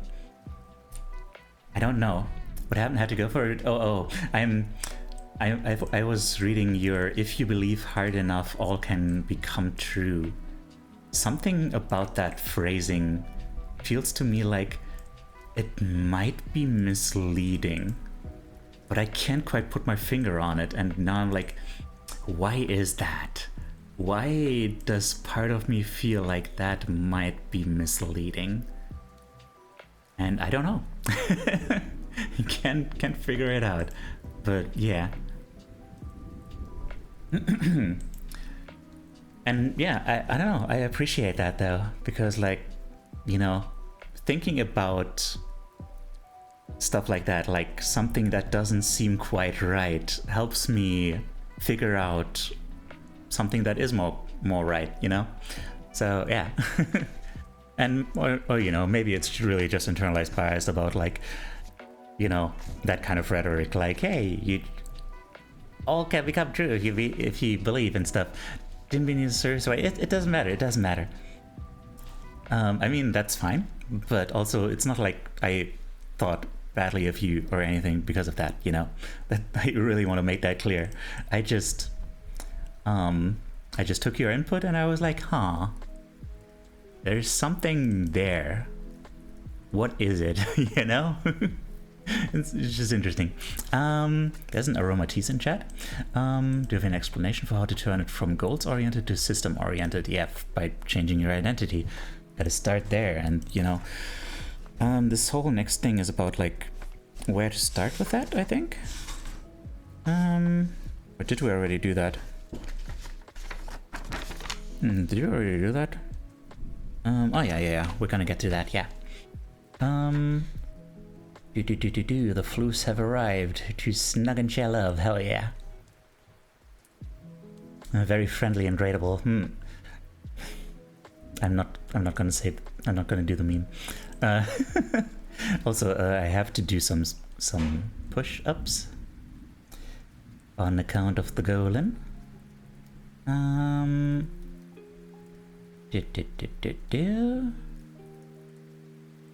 I'm not small, I'm 5'7" or 171 centimeters. I mean, some people would consider that small, but yeah. No worries, Corretto. Maybe it's that the phrase as it is now implies an external factor, even though this is entirely a message regarding the perception of self. Maybe. I don't know. I didn't think you thought less of me, I just like to be super clear about everything. Oh no, I was also talking about Crystal, but yeah. Yeah, okay. Let's freaking go. Let's keep reading. Also, wait, first, first, I'm gonna do some push-ups, and then we're gonna keep reading. Well, I'm gonna keep reading. 1, 2, 3, 4, 5, 6, 7, 8, 9, 10, 11, 12. Back to business. Skadoosh. Talk to you all again in 12 minutes.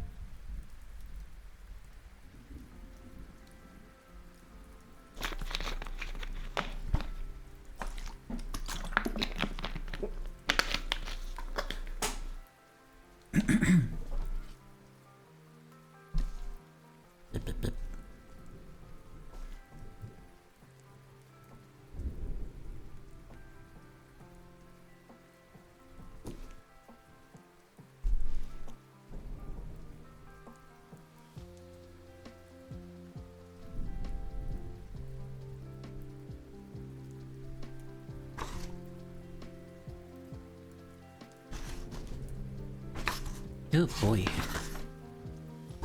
Okay.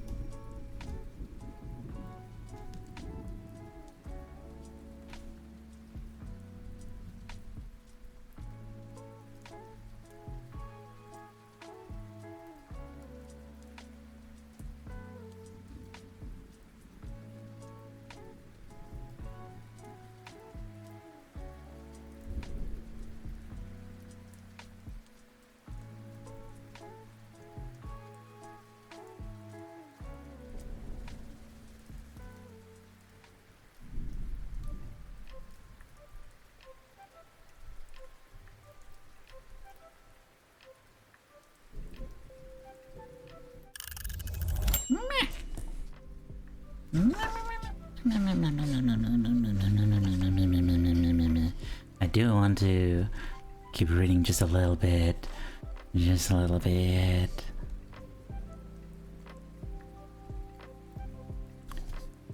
Getting into some like intense like theory and stuff. Which densely packed. It's densely packed. Densely packed. Densely packed.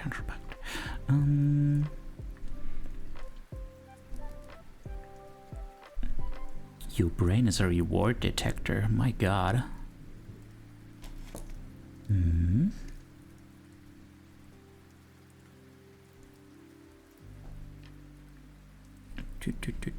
Just gonna skim real quick. Skim ahead.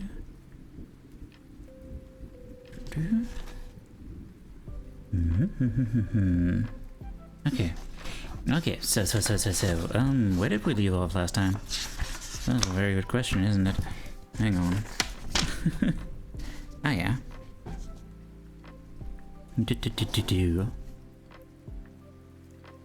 Yeah, so. We want to build habits. And we are advised to do so by first starting with our identity. But how do you change your identity?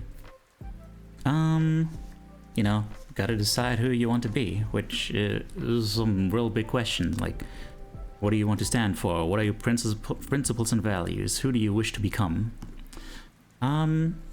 It's not terrible to start with, like, a goal, you know? It's not terrible to start with, like, I don't know, if you want, you know, yeah, if you want to, let's take something that's not money. Let's say you want to become someone who wants to make video essays, you know?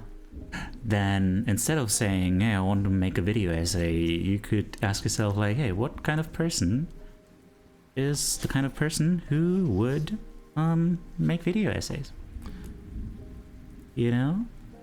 Probably the kind of person who, I don't know, reads a lot and consumes a lot of input that encourages their mind to synthesize a lot of new information. Oops, easy.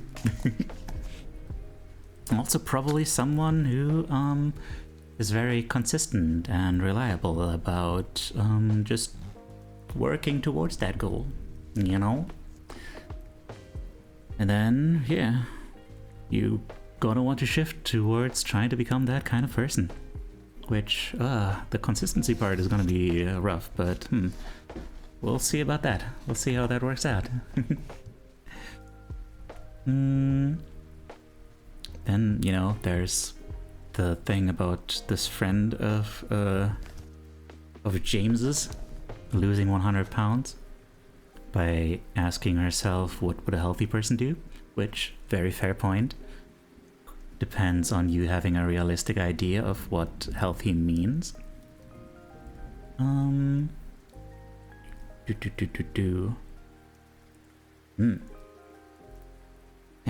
yeah, here he explicitly points out what we already mentioned before. It's all about feedback loops. What we already did in that mentioned in that table before. You know, negative thoughts, like thinking badly about other people, will reinforce the idea that those people are bad, and it will reinforce those patterns to the point that you keep seeing them more often in more people, and that will create a feedback loop. Same thing about identity. If you tell yourself you're not good at a thing, then you keep avoiding doing that thing, and then you keep getting worse at doing the thing. Reaffirming that feedback loop. Reaffirming that belief and thus creating a feedback loop, rather.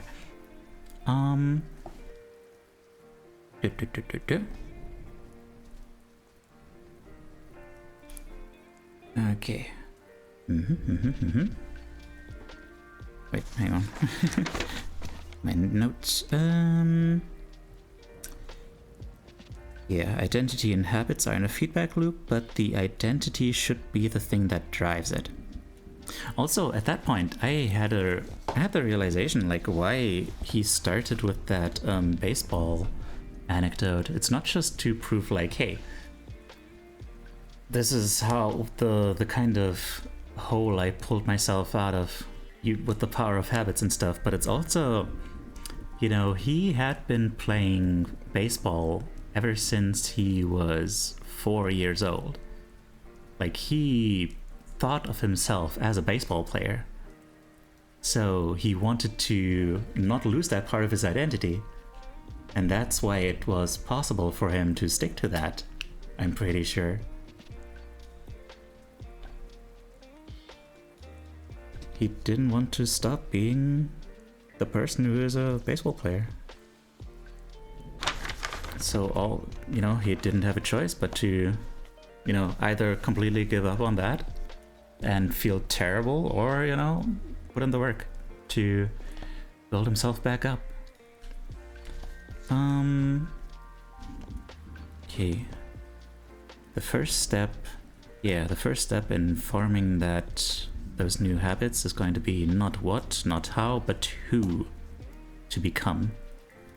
Not what to achieve, not how to get there, but who do you want to be? Which brings us to the deeper purpose of this book, to become who you want to be.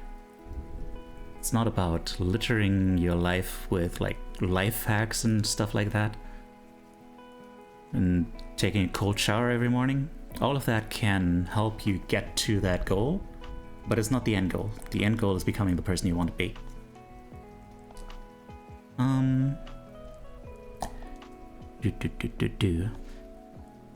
Now, chapter 3 gets into the weeds of theory, like some real psychology and stuff. He brings up this experiment from, what was his name? Edward Thorndike. Dude put cats into a box with like a little switch in there that would open the box and allow the cat to escape and get to some nice yummy food. The cats, of course, initially had no idea what a switch is and just kind of clawed at stuff and wandered about, did all sorts of random stuff just trying to get out of the box. And then at some point they would accidentally find that switch and activate it and get the desired result. They would probably, he would then like time how long it would take the cat to get out. It started at like 1.5 minutes. Then basically it kept lowering. Like next time it was 30 seconds, but then it was like 90 seconds, but then it was 60, then 15, 28, 20, 30, etc. It just, overall there's like a strong downward curve where the cat learned to associate that action of doing whatever it took to activate that switch with being able to get outside of the box. Even though the cat had it took a while because the cat had no concept of what that thing is, just realized, okay, every time I do this, it opens, so alright. And then, so it formed the habit of like getting put in the box and like, okay, so I get like over here, right? Like do this thing, okay, cool. So, and that is basically how habits are formed. You do a thing. You do a thing, and you get a reward out of it. Some kind of positive feeling. And then your brain is like, okay, what did I do to get this? Running in the background, and then the more that happens, the more you repeat that behavior, the more it's like, okay, well, just gonna automatically start doing that. Don't even stop to think about it anymore. Here's a quote. Habits are simply reliable solutions to recurring problems in our environments. And here's how that stuff can backfire. For instance, you could be like a silly goat, waking up in the morning and feeling like trash, and having nothing to motivate you to get out of bed. So you're like, hey, I guess let's just get up and turn on the computer. And then, the next time you wake up, you feel like trash, and you're like, well, I guess let's just turn on the computer and just entertain ourselves. And then, you gotta have it. And then you keep doing that for years on end, and you're all like surprised Pikachu face when you realize that you just kind of end up stuck in there,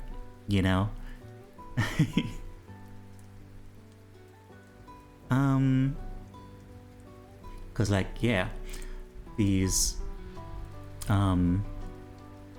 that's how negative habits are formed.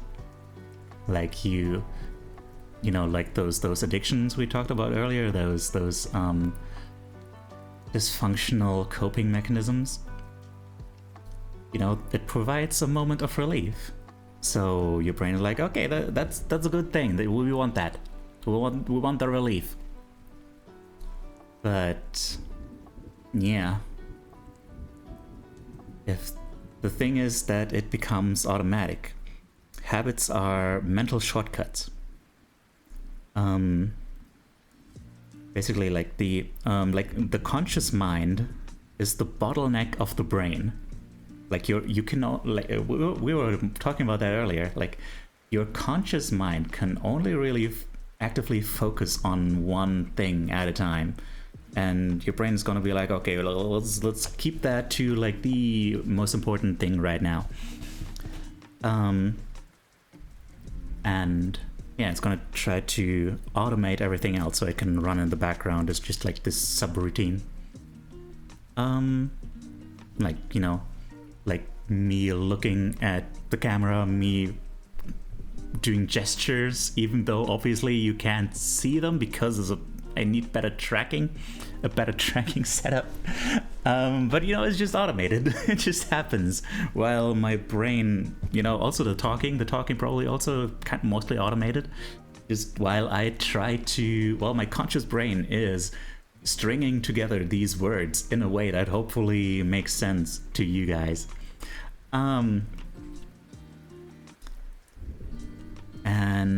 yeah, also very impressive line, like the brain remembers the past mostly to predict what will work in the future. Like that is the only reason that is the main reason why we are able to have memories.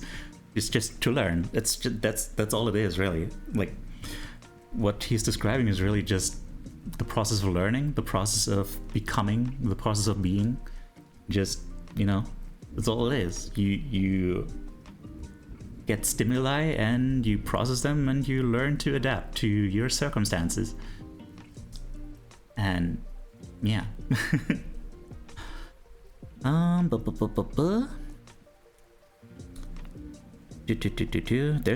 a question, like some people might wonder, like, hey, will habits take away the spontaneity and freedom out of my life?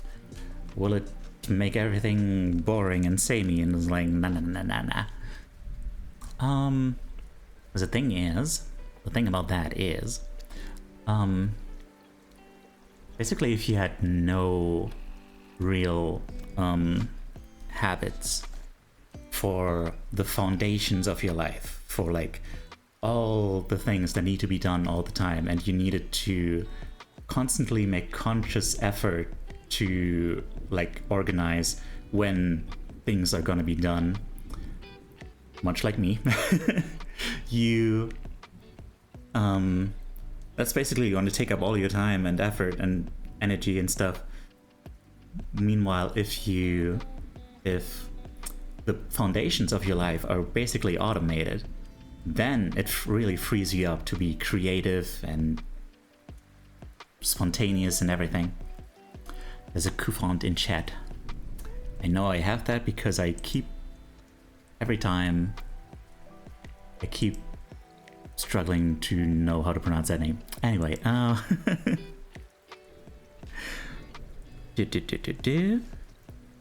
Yeah. So then we get into the science of habits. And yeah, basically the science of how brains work. There's these fundamental four parts to a habit. Basically, okay, so there's a cue. Hang on. I didn't take any notes on this because I was running low on time, and this is very dense. There's a cue. The cue triggers your brain to initiate behavior. It is a bit of information that predicts a reward. Like in prehistoric times, that would have been like basic primary rewards, like food, water, and sex. And these days it's mostly like secondary rewards, like money, fame, power, and status, praise, approval, etc. Blah, blah, blah, that ultimately also contribute to our survival. Which is ultimately like the basic and driving force out of everything, you know, behind everything. And yeah, your mind is constantly analyzing your entire internal and external environment for like, where could these rewards be located? Where do I get relief? Where do I get happy, joy, cool vibes? Nice. And then yeah, once you have like a cue that you might be able to get something positive that you want, well, something positive, you're gonna want it. You're gonna have a craving. Yeah. Hang on. I should mention, like, I don't think I mentioned this. There's the cue, the craving, the response, and the reward. I don't think I mentioned this before. Cue is 1, craving 2, response 3, and reward 4.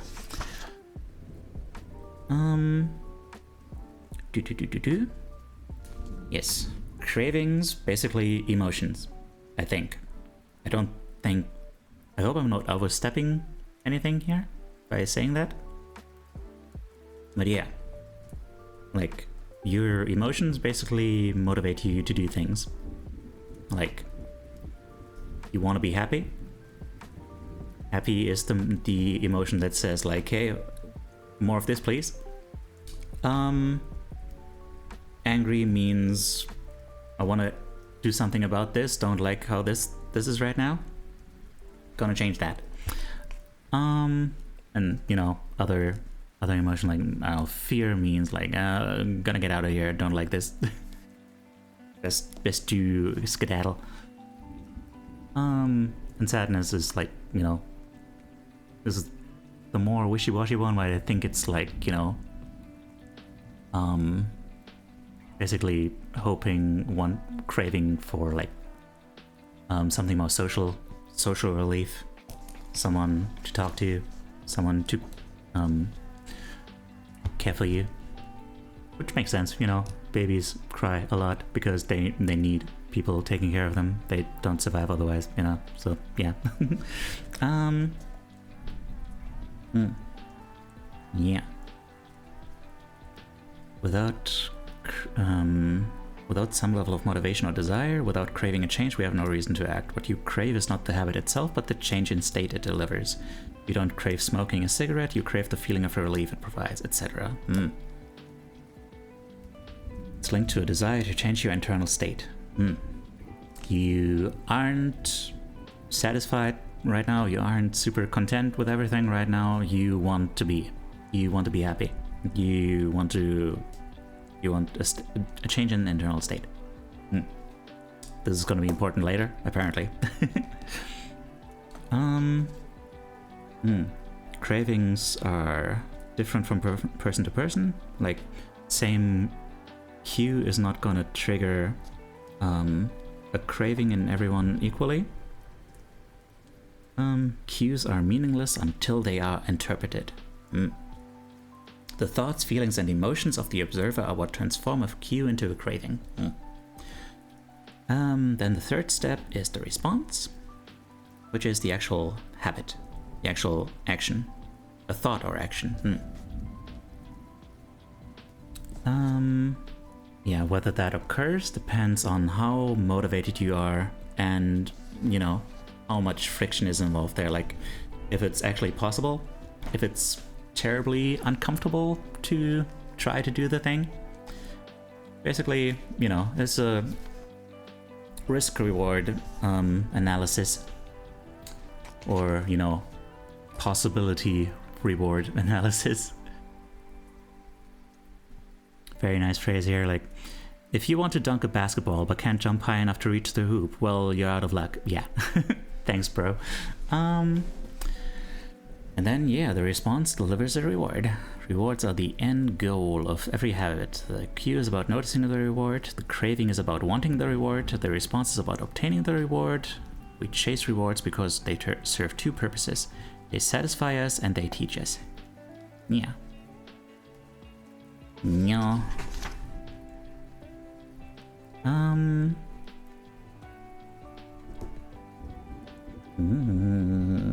And stuff. Yeah. Wow. Can we do like another loop? I'm not terribly hungry yet. Let's say... Sure. Can we just skip to the next one? Yeah. Let's start reading.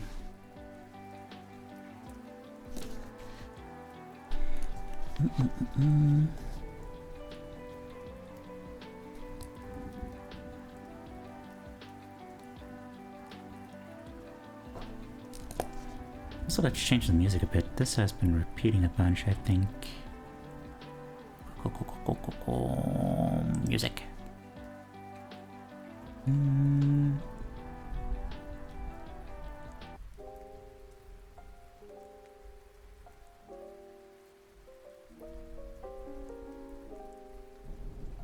Shut up.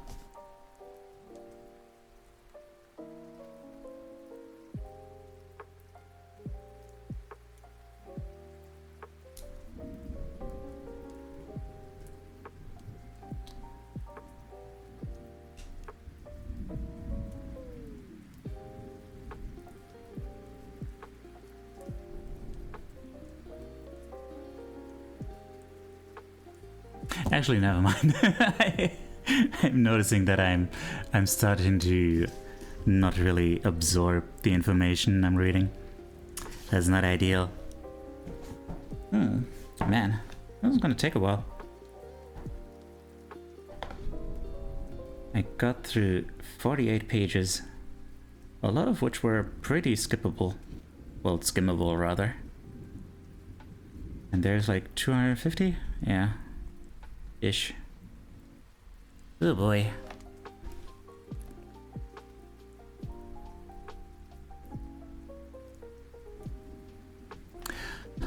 Ah. Okay. Yeah. Yeah. Everyone, hands up. Who's still awake and alert and full of beans? Because if you are, then please share those beans. I need them to survive. Yeah.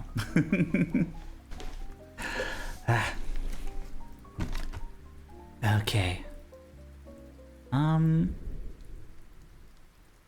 No. Let's find someone to raid. Yeah, I'm dying. Ah. Wobble. Awake? Yes. Alert? Kinda. Full of beans? Alas not. Aw. I hope you will find those beans. You will enjoy delicious beans and nutrients and hugs. Well, thank you for being here. You were a wonderful audience member. I don't know. A wonderful co-working partner. I'd eat more beans if they came in smaller packages. I'd eat more beans if I didn't hate the texture. I don't like that mealy texture. Yeah.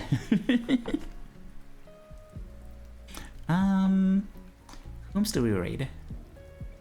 Whomst shall be our raidator? Raidator to Toronto. Oh, Tipanya. Tipanya. Let's say it's, you know, what kinds of beans are you eating that feel mealy? Is that Is that not the case? Mealy of a covered with granules resembling meal.